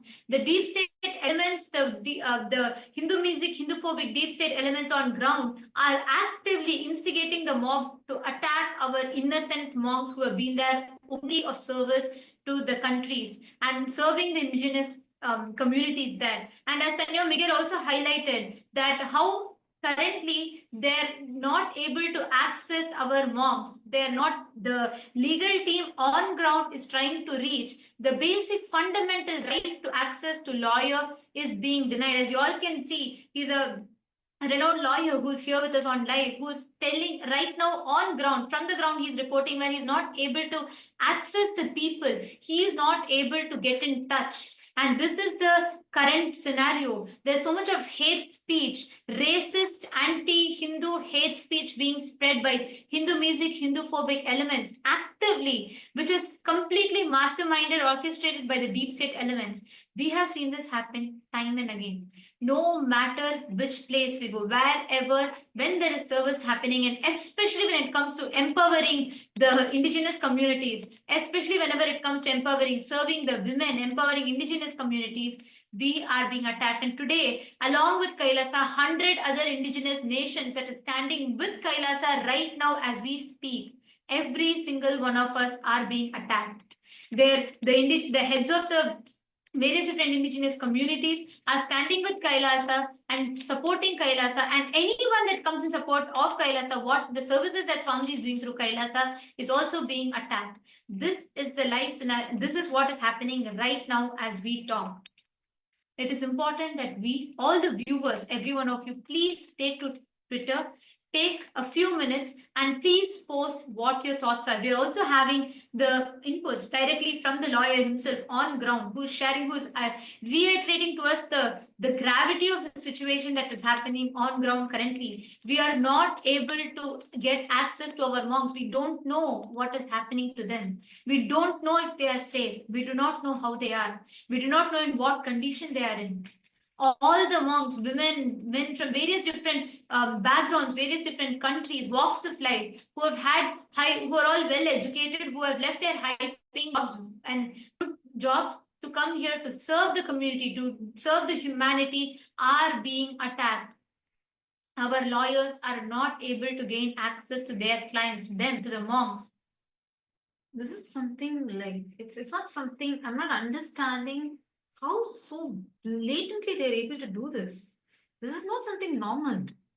This is atrocious. I have Dr. Senor, Sí, doctor Miguel, Dr. Miguel, I have a question. Doctor Miguel, una pregunta. Los espectadores quieren preguntarle al doctor Miguel, nuestros abogados no pueden comunicarse con nuestros monjes. ¿Es esto siquiera legal? No, eso no es legal en todas las partes del mundo, en todos los países del mundo. Y en este caso, Suramérica, Bolivia es signatario del Pacto de San José, donde declara que los derechos fundamentales de las personas es de tener el derecho de tener contacto con su abogado defensor desde el momento mismo de que es sujeto de cualquier acto judicial, que en este caso los monjes o sannyasis que se encuentran injustamente detenidos en Bolivia, no se les ha permitido el derecho de contar con un abogado, no se les ha permitido el derecho de hacer una llamada a su familiar más cercano, no se les ha permitido o no se ha comunicado con su embajada o consulado correspondiente. Todo esto es una violación flagrante de los derechos humanos del Pacto de San José o de Costa Rica o la Declaración Universal de los Derechos Humanos. Todo esto constituye un acto violento por parte del Estado que no respeta los tratados internacionales ratificados por ellos mismos. Asimismo, que no respeta su Constitución de la República, que determina las garantías básicas del debido proceso de toda persona que ha sido detenida o ha sido procesada, que en este caso, como insisto, se han violado el gobierno boliviano todos los derechos fundamentales, el debido proceso, todas las garantías, por ejemplo, el derecho a la vida, el derecho a la asistencia de un abogado o de un defensor público. ¿Sí? Entonces, no conocemos la situación, si estarán vivos, si estarán muertos. No conocemos su situación psicológica, física. Entonces, todo esto constituye una violación de los derechos humanos y que nosotros debemos intentar desde ya poner las acciones legales correspondientes ante los organismos internacionales. Insisto, el gobierno boliviano, lejos de ser un Estado que respeta los derechos fundamentales, se ha dejado llevar de lo que dicen en redes sociales, se ha dejado llevar de lo que dicen los políticos, que solo buscan connotación política para hacer daño al gobierno. Y sobre eso han perjudicado y han violentado los derechos humanos de nuestros monjes o de nuestros sannyasis que se encuentran injustamente detenidos en Bolivia. Como dije, nosotros vamos a iniciar las acciones legales en el ámbito internacional, porque aquí no existe ninguna acción judicial que haya dispuesto que se inmovilice o se inhiba su derecho a la movilización universal de estas personas. Como dije, todo ciudadano del mundo tiene derecho a transitar libremente por cualquier país del mundo de acuerdo a las reglas que determine cada país. Y en este caso, nuestros monjes, ¿sí?, cumplen con toda la normativa migratoria. Su estatus legal es jurídica. No existe ninguna razón para que el Estado boliviano haya procedido. Lo que ha sucedido ahí es un acto de barbarie, ¿sí? Es un acto primitivo que afecta totalmente el Estado de Derecho y demuestra ante el mundo de que Bolivia viola derechos de los ciudadanos, en este caso, con estatus migratorio legal. Por lo tanto, yo insisto una vez más y decirle a la ciudadanía del mundo que el Estado boliviano, insisto, ha vulnerado los derechos humanos de estas personas. Además, debo hacer hincapié en lo siguiente, que todo esto, toda esta detención ilegal no viene de una orden judicial. Todo esto viene porque el gobierno ha escuchado que en redes sociales un grupo de indígenas se encuentra en una comunidad y por lo tanto movilizan todo el ejército, movilizan toda la fiscalía, movilizan todo lo que es el aparato migratorio y sin justificación alguna los detienen. Todo esto al margen de los derechos humanos. Y lo único que han hecho los saniesis es prestar labor humanitaria. De eso, de la labor humanitaria, pueden dar fe los dirigentes de las comunidades, los capitanes grandes de las comunidades, que son ellos los que han permitido, han invitado a nuestros saniesis que lleguen a las comunidades a prestar ese apoyo humanitario. ¿Sí? Entonces, no están de manera ilegal, no han llegado de manera ilegal a las comunidades como piensa y dicen las redes sociales, porque en redes sociales se dice de todo, que nosotros compramos tierra, ¿sí?, que nosotros somos violadores, que nosotros somos defraudadores. En ningún momento ningún dirigente de la comunidad se ha pronunciado con respecto de las denuncias de KAILASA. ¿Por qué? Porque no existe motivo, porque todos los compromisos que ha hecho KAILASA con las comunidades han sido cumplidos tajantemente como se ha acordado con ellos. Entonces ustedes deben permitir también que las comunidades hablen y digan en qué momento KAILASA les ha estafado, porque eso jamás ha ocurrido, porque en redes también dice que KAILASA les ha estafado. Pregúntenle a los dirigentes de las comunidades si KAILASA les ha estafado. Nosotros hemos llegado a un acuerdo con ellos para prestarles ayuda humanitaria a perpetuidad, porque nosotros creemos que los pueblos indígenas no duran 20, 30, 40 años. Son pueblos indígenas ancestrales que han vivido en el planeta Tierra durante miles de años y van a seguir viviendo miles de años. Y nosotros lo que hemos hecho es una cooperación con territorios indígenas y pueblos indígenas que gozan del principio de la autodeterminación, no para apropiarnos de las tierras ni de los recursos naturales, sino para proteger su situación, su existencia, los recursos naturales a perpetuidad, no para ir a saquear, porque nosotros como KAILASA somos religiosos, somos espiritualistas, creemos, ¿sí?, de que la naturaleza y todo debe ser conservado, porque se vive con armonía con la naturaleza, pero más no para destruir. Lo que queremos es que los pueblos indígenas mantengan sus costumbres ancestrales, mantengan su diversidad cultural, su lengua, sus costumbres, sus comidas, sus bebidas, su idioma, su cosmovisión. Y nosotros trabajamos para eso, para que ellos en el tiempo alcancen un buen vivir, manteniendo sus costumbres ancestrales. Todo eso es lo que han hecho los sanieses y por eso han sido detenidos injustamente y el Estado no responde hasta sobre la situación de ellos. Por lo tanto, nosotros, como dije, insisto en ratificar que sea dispuesto ya al equipo de abogados para que realicemos las acciones legales correspondientes por esta atroz violación de los derechos humanos que ha puesto sobre todo de que la vida de nuestros sanieses se encuentre en riesgo. Como dije, no sabemos, ¿sí?, no sabemos si nuestros sanieses están aún con vida, porque no se nos ha permitido en ningún momento tomar contacto con ellos. Tengamos en cuenta que no existe ninguna orden judicial para esa retención, porque efectivamente no existe ningún cargo, porque los sanieses no han cometido ninguna infracción penal, no han cometido ninguna acción que atente los principios del Estado de Derecho del Estado boliviano. Lo único que han hecho es trabajar incansablemente por los derechos de los pueblos indígenas de Bolivia, y así como lo han hecho en otras partes del mundo, trabajar para el desarrollo, para que nuestros pueblos indígenas tengan autoestima, para que puedan vivir con dignidad para 1000, para 2000, para 3000 años y hasta la eternidad. Eso es lo que hacemos nosotros como KAILASA, y lo vamos a seguir haciendo, porque nosotros no violamos derechos, respetamos los territorios ancestrales, porque todo el mundo sabe, en Bolivia, hasta el más elemental ciudadano conoce de que los territorios ancestrales son inalienables, indivisibles y imprescriptibles. Está protegido por la Constitución boliviana y también por los pactos, tratados y convenios internacionales. Las tierras de los pueblos indígenas no se pueden vender, no se pueden comprar. Y eso nosotros sabemos y respetamos, y los acuerdos que nosotros hemos llegado con los dirigentes de las comunidades va en ese sentido. No atropellar derechos de pueblos indígenas, más bien nosotros propendemos de que nuestros pueblos ancestrales del mundo logren algún día en lo que debieron ser en su debido momento. Autónomos, dueños de su propio desarrollo, respetando obviamente que sí, el Estado de Derecho constituido del Estado boliviano, no para cercenar el Estado de Derecho boliviano, sino que más bien coadyuvamos a que su pueblo indígena viva o tenga una vida digna, con educación, con salud, con alumbrado. Eso es lo que nosotros hacemos. Ahora bien, debo también aclarar que dicen que KAILASA no existe.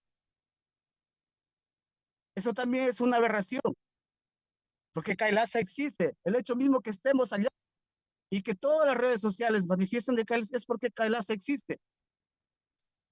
Y nadie le puede quitar el derecho que, siendo una nación originaria de la India, reconocida por miles de años por muchos reinos, se agrupe y se constituya como lo que fue su estado o su reino antiguamente.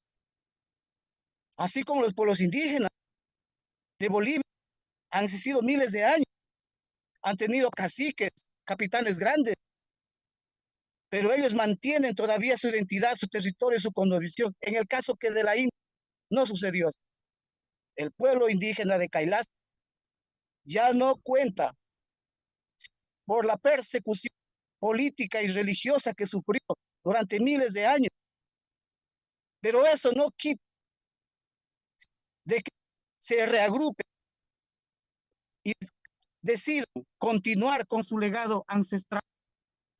Ese derecho es un derecho internacional, es un derecho humano, es un derecho natural, que nadie puede arrancar o cercenar la ancestralidad de cada pueblo. Y eso es KAILASA. Nadie le puede quitar el derecho de lograr durante todo el proceso de que se constituya como tal en un Estado. Eso es un derecho que nadie lo puede negar. Obviamente que en este proceso van a suceder muchas cosas de persecución. Pongámonos un ejemplo, hagamos una analogía. Veamos el estado atípico de Roma. Es un estado atípico romano. Lo que aspira KAILASA a ser un estado de aquí a muchos años. ¿Por qué?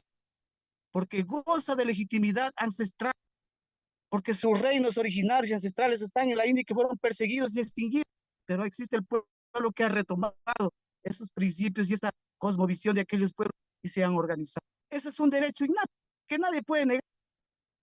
Por eso hemos acudido a todos los organismos internacionales en ese trabajo, en esa lucha para reconocer a los Estados Unidos de KAILASA como pueblo originario y ancestral de la India.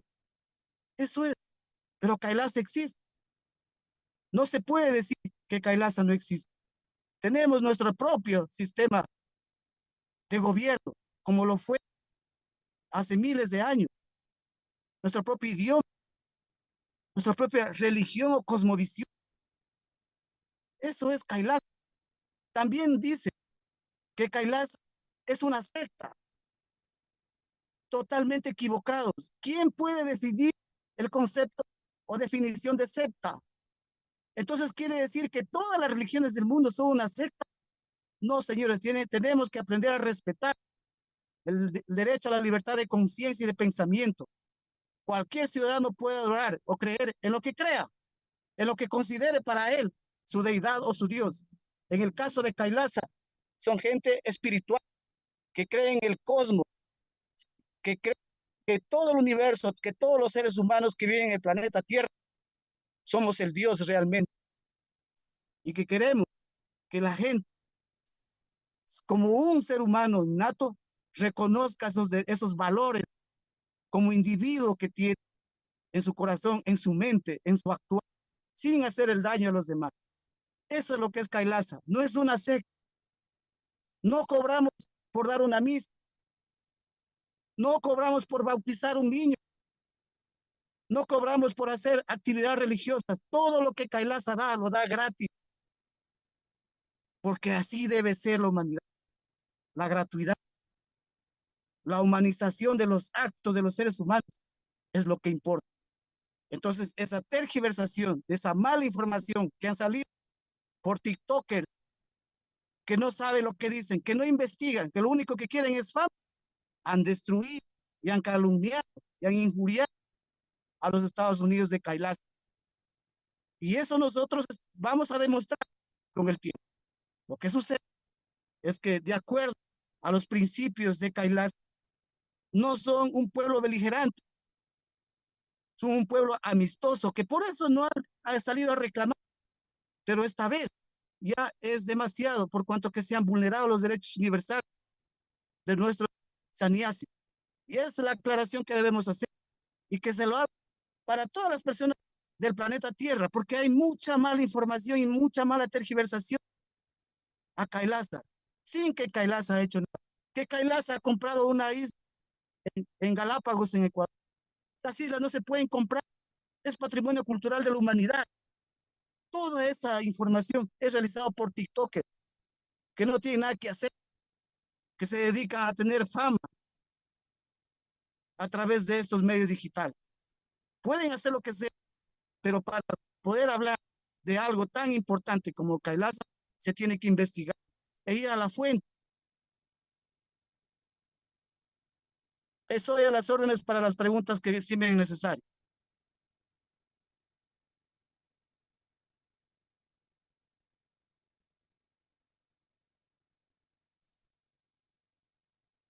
Gracias. Muchas gracias, Dr. Miguel.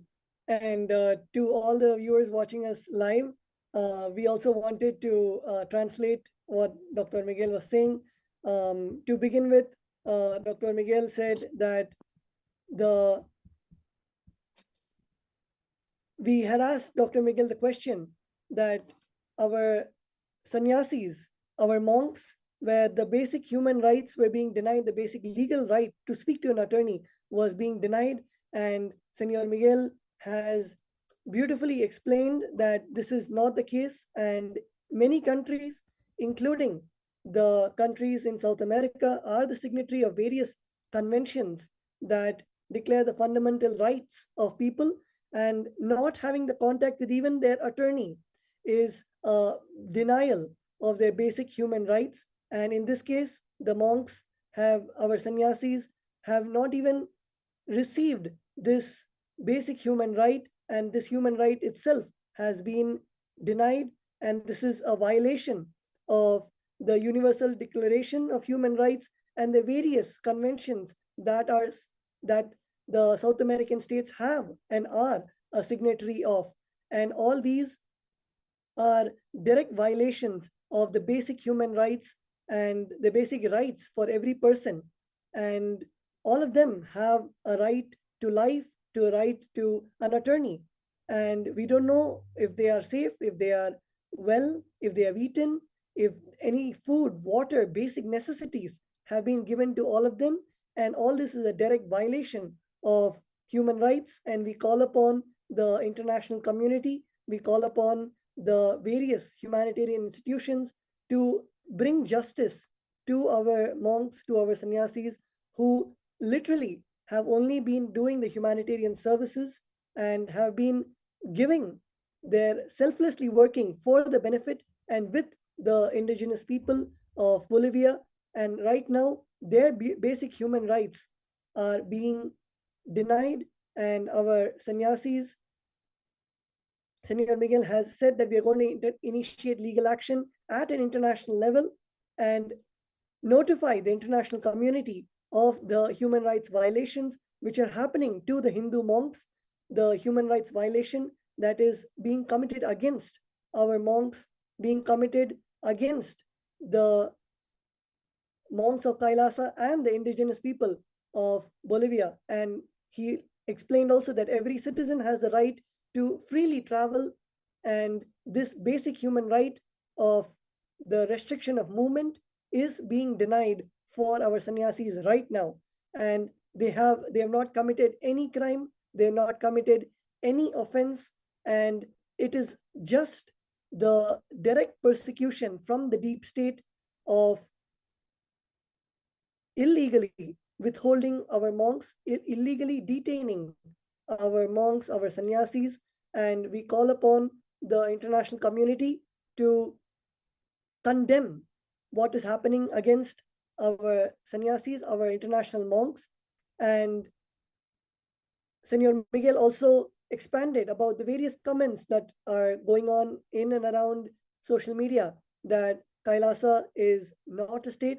Senor Miguel said that as per the various laws of self-determination and various other laws of the international law, Kailasa is a state as per international law, just like how the indigenous nations in the various parts of South America are the original indigenous nations. Same way, in the part of self-determination, Kailasa is a state as per international law. Kailasa maintains diplomatic relations with multiple countries across the globe. Kailasa fulfills the various international norms of being a state.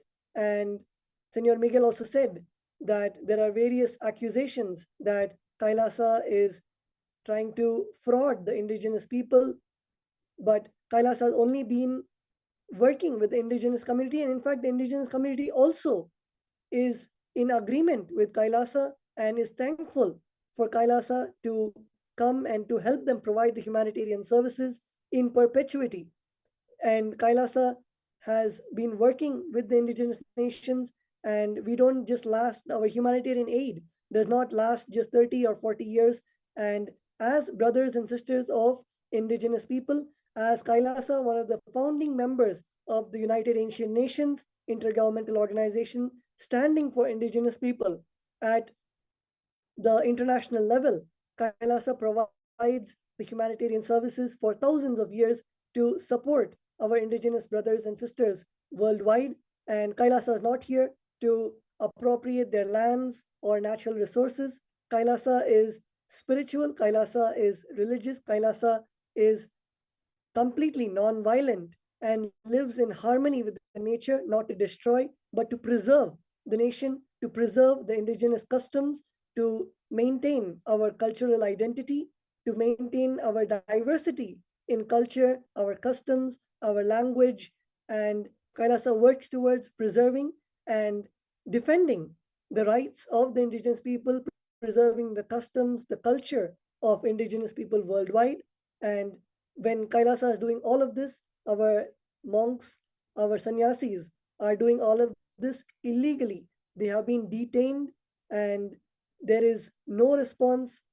And our attorneys are trying to reach our monks, our attorneys are trying to be in contact, but still we are not able to get in contact with our monks who have been illegally kept in custody, who have been detained, and there is no court order, there are no charges, there are no offenses, they have not committed anything illegal, they've only been doing the humanitarian services. And as per the basic laws and rights of the human rights, they have been only working tirelessly for giving the humanitarian aid for the indigenous people in Bolivia. And while they've been doing all this, they have been now inhumanly treated, and completely their basic rights have been violated.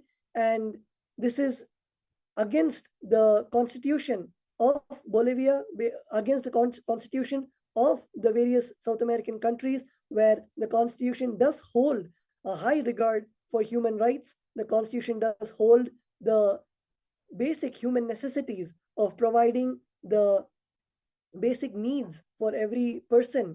And this is what is being committed against the monks, against sannyasis, is against the constitution of their own country, and they are going against their own constitution, while Kailasa has only been providing the humanitarian services, and including Bolivia and many other countries are signatories of the international pacts of and international agreements, international treaties, which is directly implementable, whether it is the Treaty of the Universal Declaration of Human Rights or whether it's a treaty of the ILO Convention, which respects the rights of indigenous people.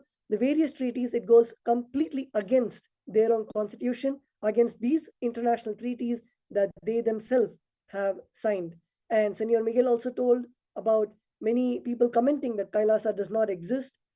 Kailasa does exist as a continuation of the various 56 Hindu nations that existed for thousands of years. Kailasa, as the supreme pontiff of Hinduism, is the current emperor of 21 of these ancient kingdoms. Even the United Nations has recognized this continuity and the legal personality, the juridical statehood of Kailasa.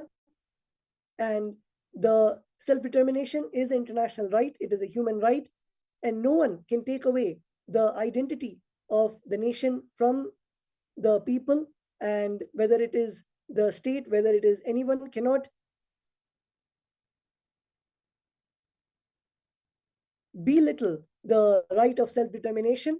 And of course, Senor Miguel also told about the persecution that is going on to Kailasa on social media, with accusations of the various accusations that are floating around in social media. Senor Miguel clearly said that those accusations are false. Kailasa is only here to protect and stand with the indigenous people, and not to, whether it is go against the constitution of Bolivia, go against the rights of the indigenous people. In fact, Kailasa upholds the constitution of Bolivia very much in all our actions, upholding the rights of the indigenous people. And even the indigenous people are standing in solidarity with Kailasa at this moment. And we are standing with the indigenous people. And it is only the deep state and the anti-Hindu, anti-indigenous media that is attacking the Hindu community, the sannyasis, that are currently being denied of their basic human rights.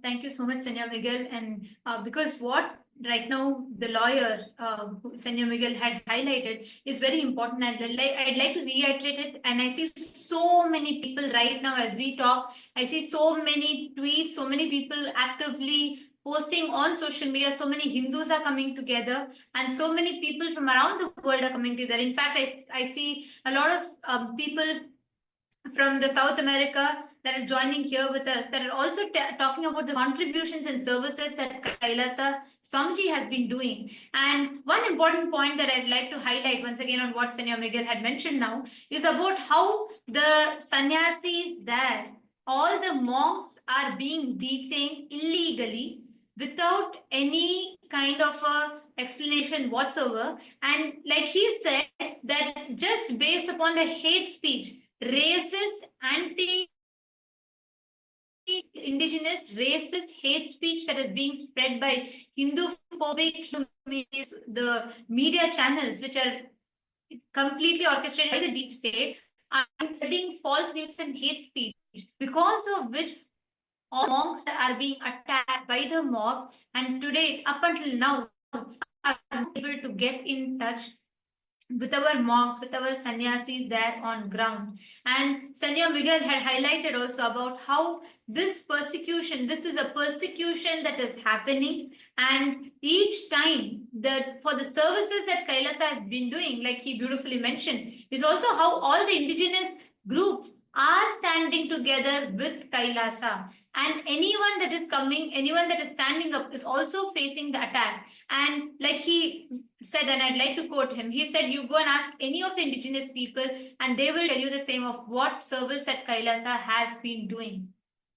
Just as we talk, if any of you, as all the people that are listening, you all can post your thoughts, tweet your thoughts with the hashtag. Hashtag is projected here for all of you. Please take a moment. We request all of you to take to Twitter, share with us, let us know what you think. Hashtag Kailasa Indigenous Nation attacked. And please post your questions also to us. If any of you have any questions that you would like to ask or anything specific that you would like to highlight, please take a moment, and we request all of you to please share with us or ask your questions and we can address them. Now, I just have one very important thing that I wanted to highlight. As we are talking, we also have some of the on-ground lawyers who are even they are voicing out in their channels also directly about covering the attack that is happening. We want to just show you a small clip of how the attack is happening. I'm just going to show all of us can see here the kind of attack that what exactly they face. And like you're seeing here, this is the boat, literally all of them running and attacking. And a very important fact being,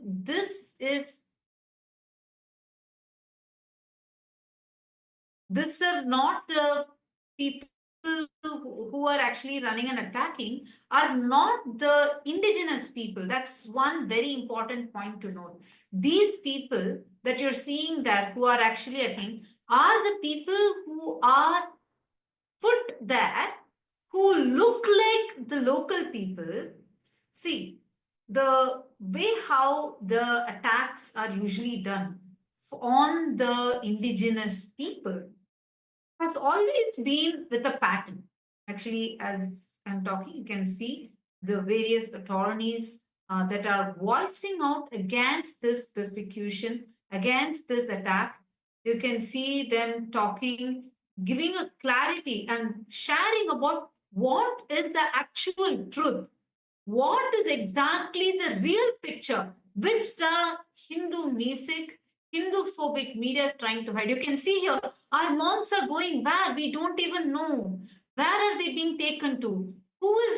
What's going on with them? Are they safe? We have no idea. And this you can see they're trying to fight for justice. And you can see here the monk is pleading them. He's asking, he's requesting to be let alone. And he's pleading them there, and there is no one to stand up. There is no one protecting the monks. And here we can see there are the news channels here who are also telling about the persecution and the attack that currently our monks are facing. And here you can see the people covering on ground, and they have our female monks.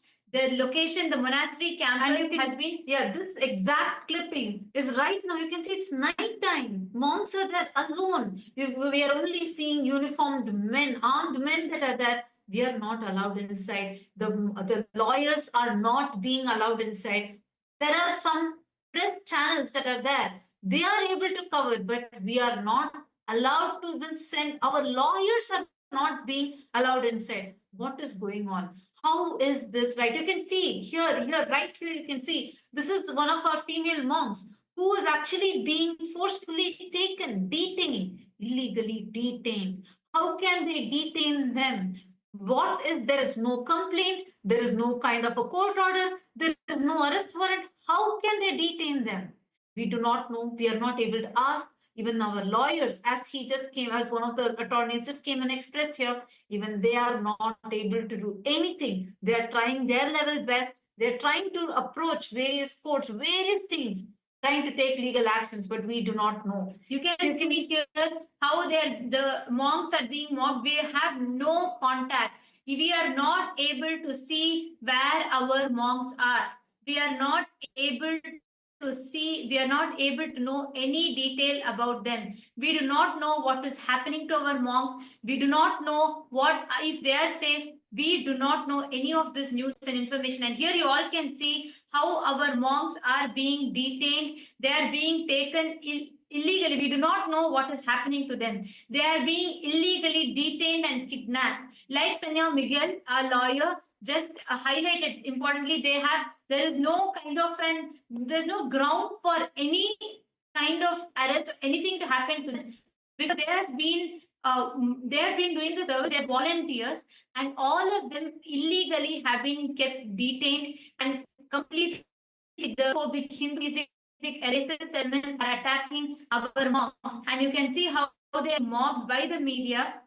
And how can it be? You can hear literally the news fogging at them. And this is one clip we have. We are not able to access them. We have been trying constantly. We are trying to somehow get in touch with them. We do not know. And actually, as sannyasis, I want to highlight something here. We are pure vegetarians. We do not eat any other food, any other water. We don't drink any other water, because for us, the vows of brahmacharya are so important, the 5 vows that we take. And the aparigraha is very, very, very important. We do not eat without doing puja. We do not eat any random food. That is no. We have specific sattvic diet. We only follow that. If otherwise, they may just be hungry. So that is what is also one of the concerns we have, because we don't know where they have been taken to. Where are they? What food they have? They are not even given access to their own personal documents. They do not have their documents, their passports, their phones with them. So it's very seriously concerning. How can it happen right now? That is what is like the most serious part here, is where you can see here you're seeing Mr. Javier, who is actually one of the attorneys who's on ground trying to fight for justice, trying to try all the legal ways to somehow fight for the justice for the people, the monks, and their lives, which are at stake right now. And you can see here, you can see our monks are being taken, and up until now, the lawyer, Senor Javier, is live on their national media, requesting and asking, pleading that we be led to meet our sannyasis. We are not able to meet them. We do not know what is going on with them. You can see right now, I am showing you all the clips which we are only getting from media. We do not know what is happening to them. They are being taken to some place, and you can see the press, the media, they're mobbing them continuously. We are not knowing, we do not have access to our monks. We do not know where they're being taken. We do not know what is happening to them. These are just innocent monks that were there only serving the people, only doing good to humanity, and we have no idea of what is happening. And they are being attacked. Our lawyer, Senor Javier, is speaking on the live national, international media channels, and he's also requesting, highlighting the persecution that we are being subject to. Absolutely. Actually, one more thing, if you notice here, you're very clearly seeing how the monks do not have a single bag on them. They're not carrying anything. Hey, this is a different country. We are going out of our sovereign lands to help the other indigenous communities. And the indigenous communities have been so warm, welcoming us, actually grateful for all the work that KAILASA has been doing. And you can see here, this is currently we do not know what is happening with these people. This is all the our people that are being held hostage over there. We do not have any communication. They are not even allowed to touch any of their own documents. Everything, one by one, all their bags are being taken away. There are people there everywhere, and this is what is really concerning us. And we are not able to access our monks. They are all being detained. We do not know what is happening to our monks. We have been trying. We are not able to get in touch, and you can see they are completely surrounded by armed men. We have no clue. Our lawyers are not able to get in touch. Our lawyers are not able to communicate to them. we do not know what is happening. Actually, you can very clearly see this location is completely different from this other location. Like I was mentioning earlier, these are hundreds of miles apart, completely different locations. This is one location that we were able to collect the visual, and before this we got one more location which we showed you the visual of, and before that we showed you the boat visual. All these are different places, and everywhere they're identifying our sannyasis, they're identifying our people, and this is not just our people, any of the indigenous people and the indigenous people who are supporting the others. So these type of people are being targeted, and all of them are suddenly, they're just disappearing from the world because all communications are lost, and we are at this situation right now. Till now, this is going on for the last few days, and today it's gone to the peak where absolutely communication is cut off, and we need to raise our voice to actually amplify our voices, to really be able to reach them, to really be able to see what's actually happening. Are they safe? These are women, and all of these are men, armed men. What is going on there? What are these people? And you need to know, we asked several times, who are these people? What rights do they have to come and ask us this? Who are they? Can they show us any documents? Can they show us any IDs? We couldn't get anything from them. Till now, we have not gotten anything. So actually, these are some of the very concerning points that we have. And we request all of you to please take a minute and share this, voice this out. Ma Atmarupa is posting saying this is a completely total nonsense. Exactly. And Ma Nitya Atmarupa, it's right now the way it's happening, there's no logical sense. There's no justification someone can even give. What is going on? Is this a joke? This is something where, like,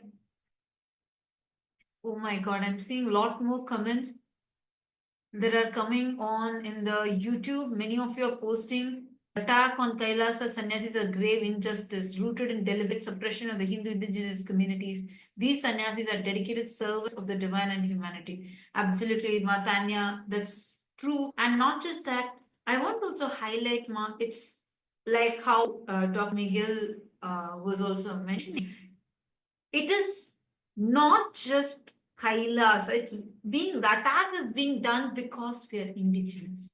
That's the most important thing. Like, just because we are supporting the indigenous communities, and we are supporting, see, like I was mentioning, right, without right offerings, without offering Naivedyam, we don't eat food.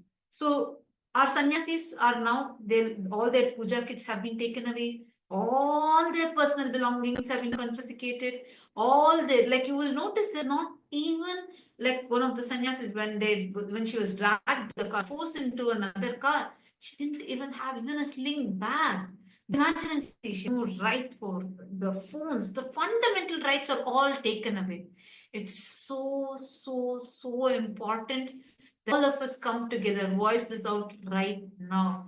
This attack, this persecution has to stop, and we need our monks back. We need our sister sannyasis. We need to reach our brother monks. They were only merely serving there. We did not do anything else other than serving, and not just serving, continuously, like the way we are supporting the communities are so happy.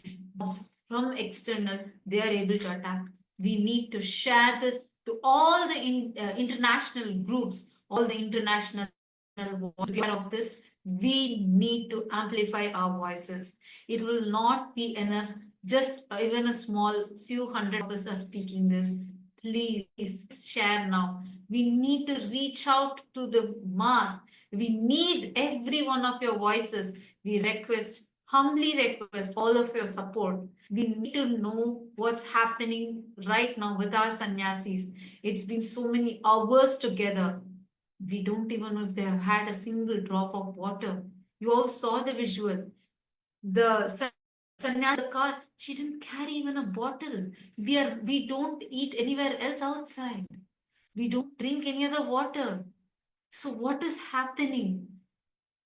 Just for serving humanity, is this the result that is being given back? This is getting very, very, very, very too dangerous.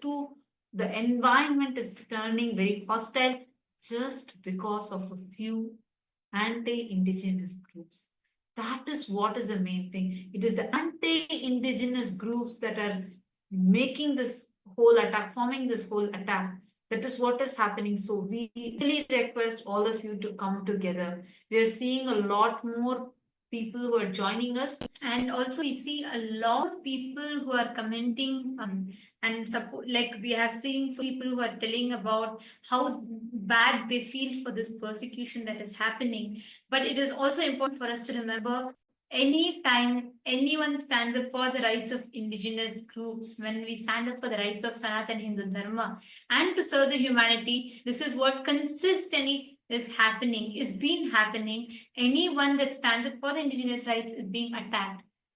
And it is important, it's even more important that we spread the right news. As much as we are telling about the attack that is happening, let us take that time to also spread the right information to people.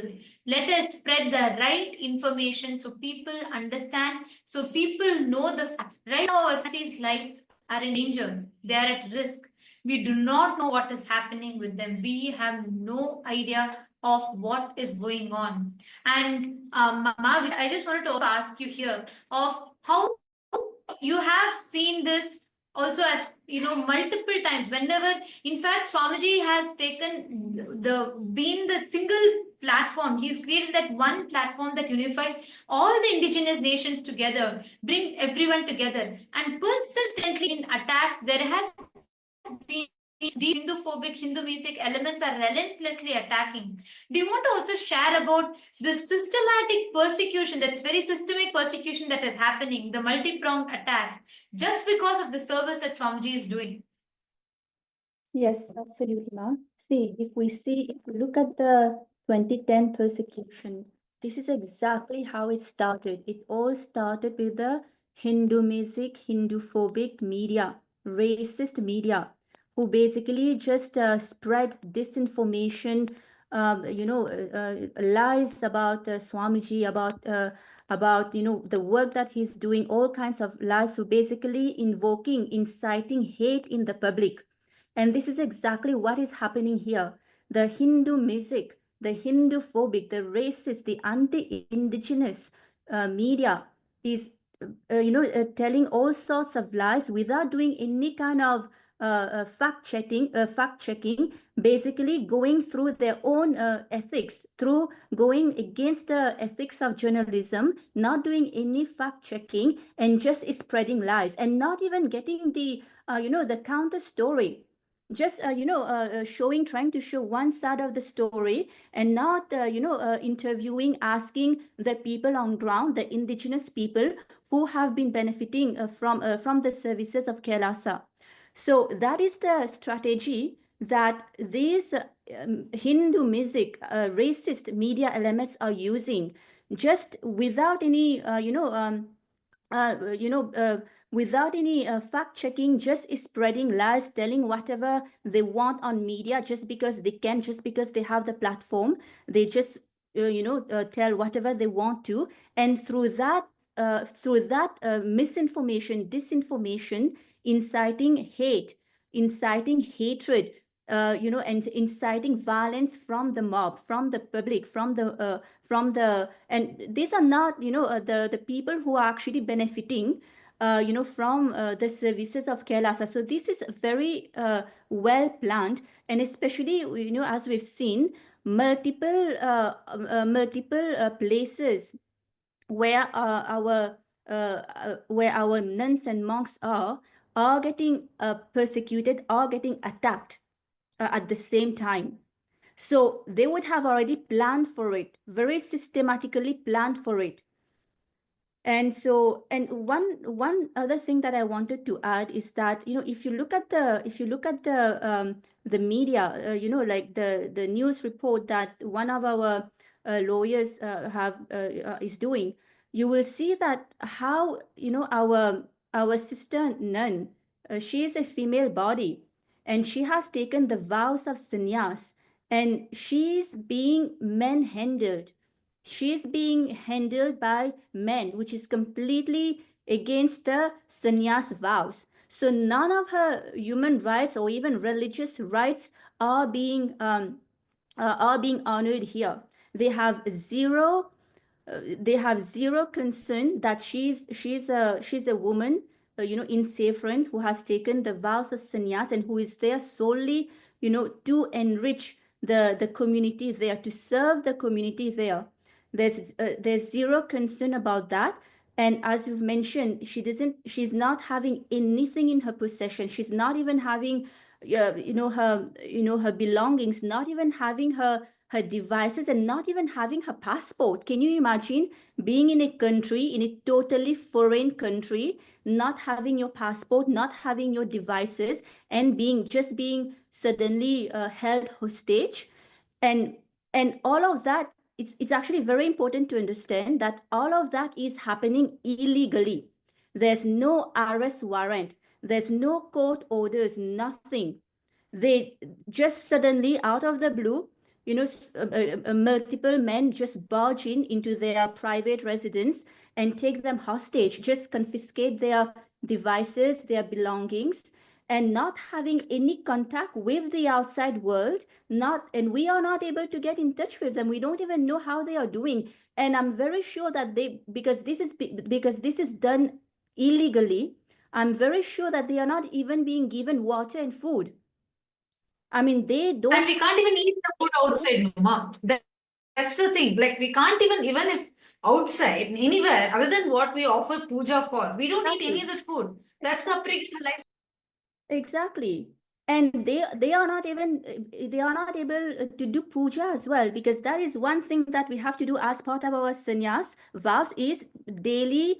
I mean, even as Hindus, right? Daily puja has to be offered to Paramashiva, to Guru, and they are not even allowed this. So yes, so it is very important that, you know, we go all out, we share constantly through the social media, because these Hindu music, these anti-indigenous media are not going to show the truth.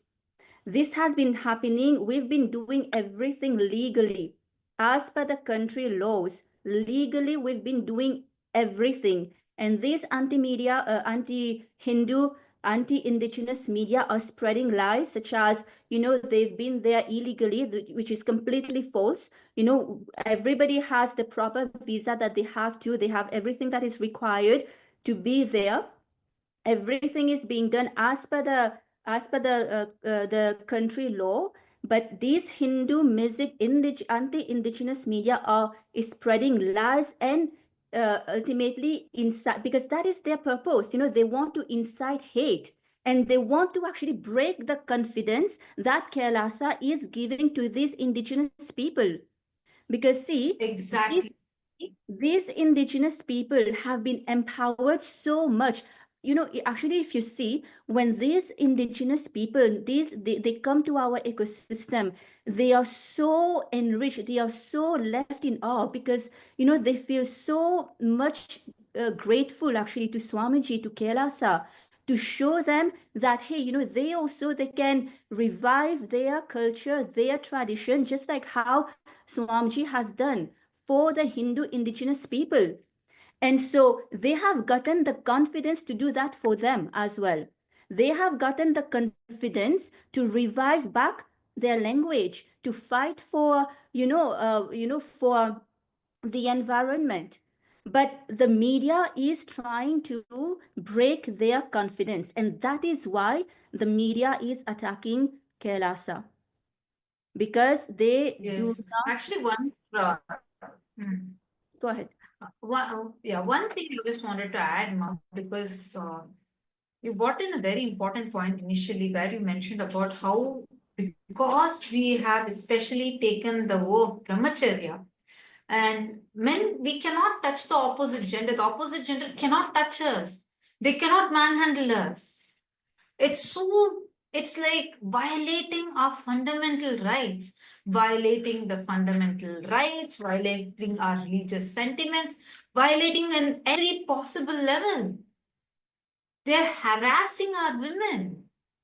I am not able to come to terms with this at all. Like, I'm not able to cognize this, given that they are supposed to be, in the current modern world, that where we are seeing that there's a lot more communication, etc., etc.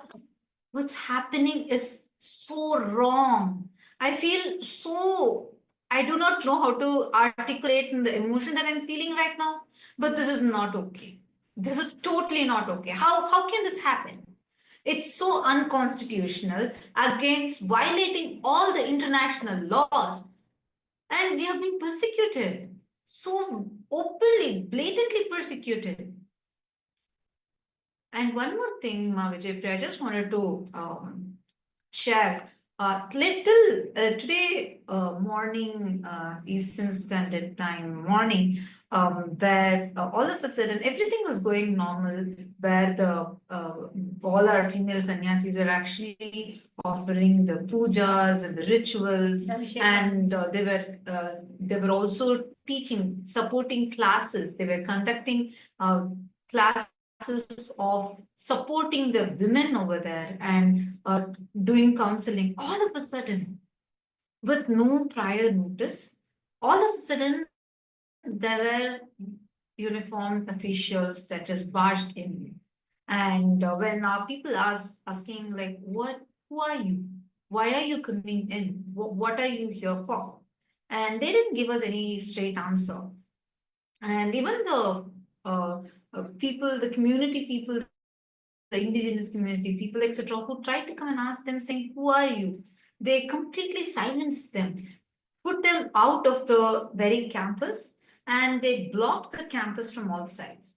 And immediately our female sannyasis were frantically trying to make calls to the local police, to the lawyers, trying to get in touch with all of us. And all of a sudden, they said, we actually exactly do not know what the police told or what the armed men told. We do not know that part, because it was exactly at that time, suddenly the whole communications stopped. And only through the media reports we got to know that they had confiscated everything, and these people were not allowed to contact anyone outside.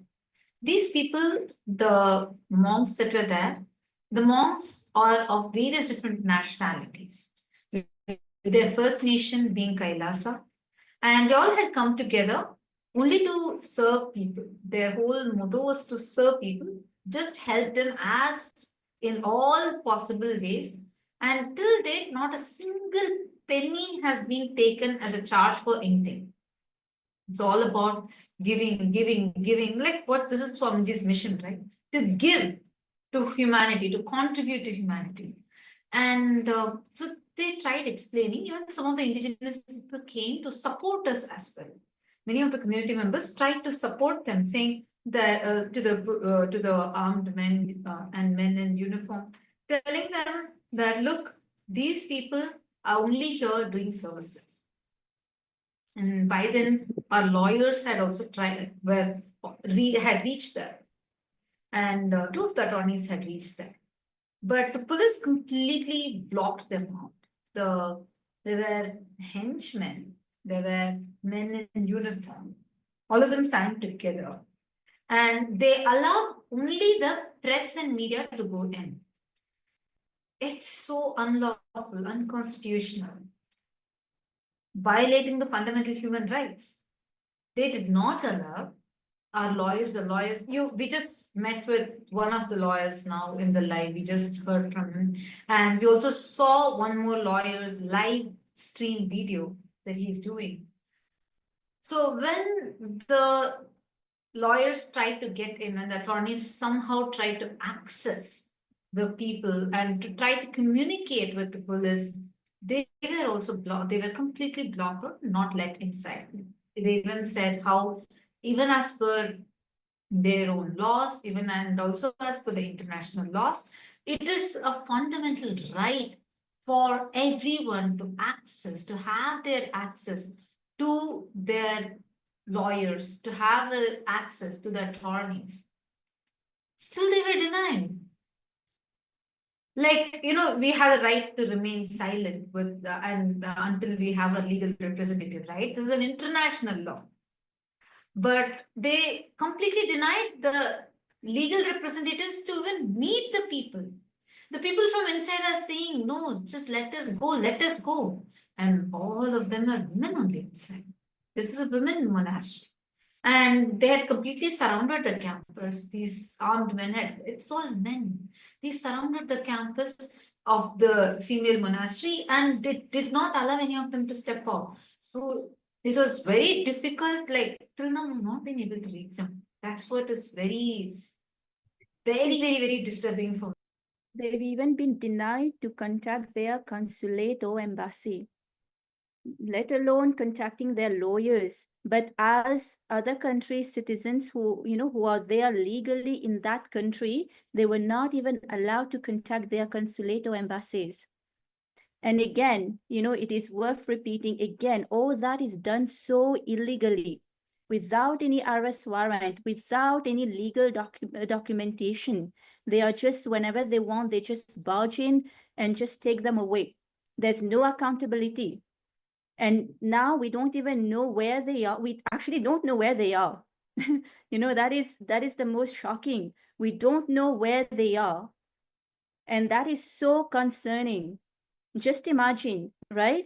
You leave behind your entire life and you decide to take sannyas just because to serve the people, to serve the humanity.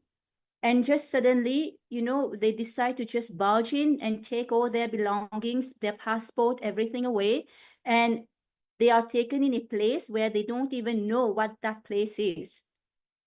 And they are in a completely foreign country. So that is extremely shocking. And that is extremely terrifying, to live, to be in that situation.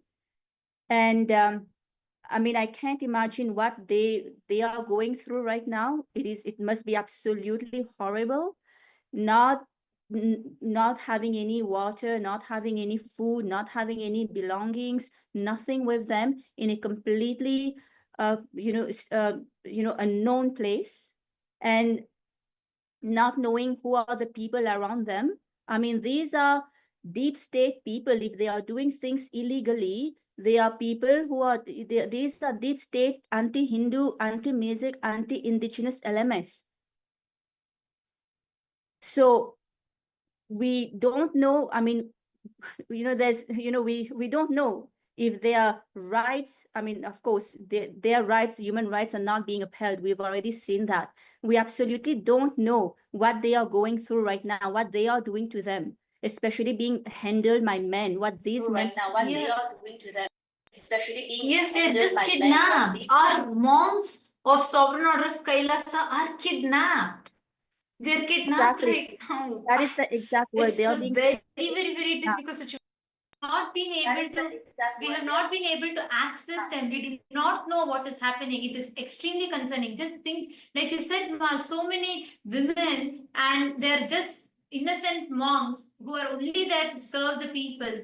We don't know what's happening with them. Our male sannyasis, the female monks, we do not know where they are. We do not know what they are doing. They have been kidnapped. They have been illegally detained. There is no permission. There is no authority. Whatever is happening to them is illegal. There is no grounds, legal grounds, moral grounds, humanitarian grounds. On any of these levels, it's not fair, to say the least. Because what's happening to them right now, it's completely violating their fundamental human right. They are not allowed access to lawyers. They are not allowed to have access. They're not allowed to speak to their lawyers none of this has been allowed, and they've all been illegally taken away somewhere. We do not know where they have gone. Actually, this is one more thing, Ma Vijaypriya and Nithyananda. The one thing this reminds me of is, when we were doing a detailed, deep study on how the indigenous nations have all been attacked. Many of the indigenous communities have literally been wiped off. They don't exist anymore because they've been brutally attacked, persecuted. And the pattern in which they do is like always there is the Western aggressors who have the anti-indigenous aggressors who somehow want to break these indigenous communities. So what they do is they identify some of the people who are looking like the local indigenous, and they brainwash those people. So and they make them to go and attack. Are you understanding? This has been a pattern. So at that situation, we can't see the difference between the attackers and the attacked. So when we can't see the difference, who is the person who's attacking? Because we all look similar. If you see there, it'll feel like, oh, is it the indigenous people or is it some other henchman? You will not know the difference, but because they all look alike. This is the very strategic thing that they do, where they get the henchmen who look similar to this community, and it'll look like, oh, some internal conflict is going on for any outsider. If you see that video, like the visual we just showed, it's immediately possible that you may assume, oh, it's some internal thing going on, but no. Actually, the indigenous communities, many members we don't even know where they are. We don't know, many of them have not been traceable, and the last 48 hours it's in a panic mode, and last 24 hours, it's been heightened more, like a very heated state right now, which is scary. Really, really, really scary. So this is what is happening as a, oh my God, I don't even know how to tell, because now we're witnessing that pattern. That is what the media, that is the strategy that the Hindu music, anti-indigenous media is trying to do, right? It's trying to show the public that these indigenous people themselves are against Kailasa, which is totally not true, right? Because then that is a way not to get any sympathy from from the public, to show that Kailasa here is the bad guy, right? So that is all and see, what right do they have to do that, right? I mean, again, there's no accountability to their actions. I mean, who's going to make them accountable for their actions, for spreading lies like that, which is so harmful for the local population, because that is denying the local population, so many resources that Kailasa is bringing to them. And these are the same people who are coming towards Kailasa and asking for Kailasa's help. So these anti-indigenous media, it is not just harm done to Kailasa, but they are also doing harm to the local people, but showing that the local people are against Kailasa.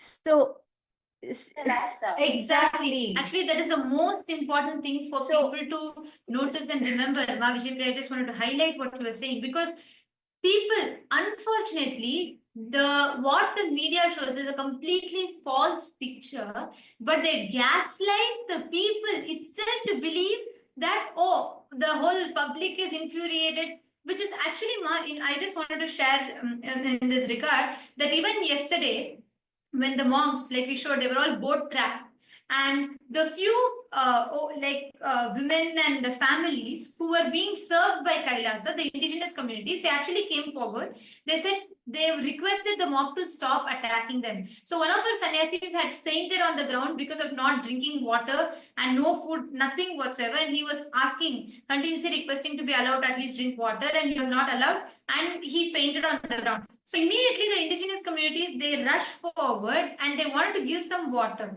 And they requested the mob to stop attacking, and they all like came and stood in front of the mob to protect. Every single one of them were attacked.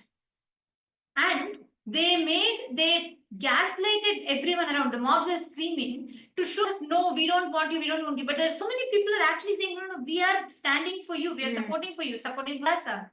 And this is how it is so manipulated on the media. And everyone who are seeing this live right now, like, you all should share these facts. We should request and we should write to the government. We should ask them. We should request on humanitarian grounds. What is happening to us is unfair. It's a persecution. It's a violation of human rights. Actually, all the viewers that are watching this live right now, we request all of you to share this directly. Please share it with the mayors and the government itself, so they also know how these racist, anti-indigenous terrorists are attacking us.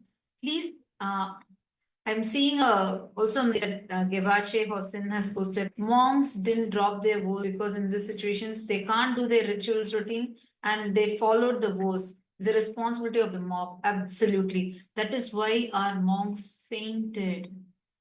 Our monk fainted there. And he was denied food, denied even water. It's scorching heat. He was standing there.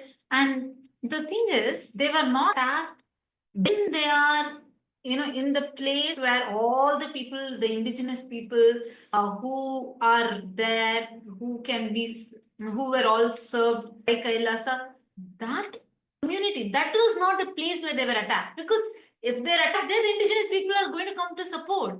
No, the attack was very strategic. They were waiting till our monks actually went in a boat. So they went away from this community area. They had to go to another town by boat to get vegetables and groceries for cooking to serve the indigenous people. So they were waiting to go to that boat. They go into that boat and somehow go to that place. So as they were going, in between, their boat got stopped. Are you understanding? It's very, very like, oh my God, what level conspiracy this is, what level of attack. They were waiting for the boat to go and be away from the communities because they know if the mob, the henchmen, they come and attack, then at that time, if the people are coming and attacking the sannyasis, indigenous people can come and support them. That is why they waited for them to get separated and showed in media as if, oh, look, there's a mob that's attacking. No.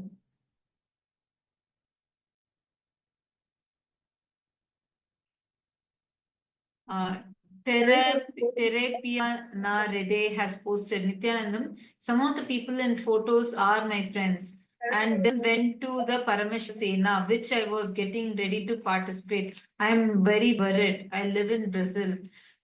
We need, yes, you're right. And these are the people who have been supporting the people, trying to support everyone, every of the participants, even in the Paramashivoham, everything. So that is why we are saying its situation is getting really, really bad. Sorry, Mahavichapriya, go ahead. No, I just wanted to share that it is very, very important that all the viewers understand the gravity of the situation.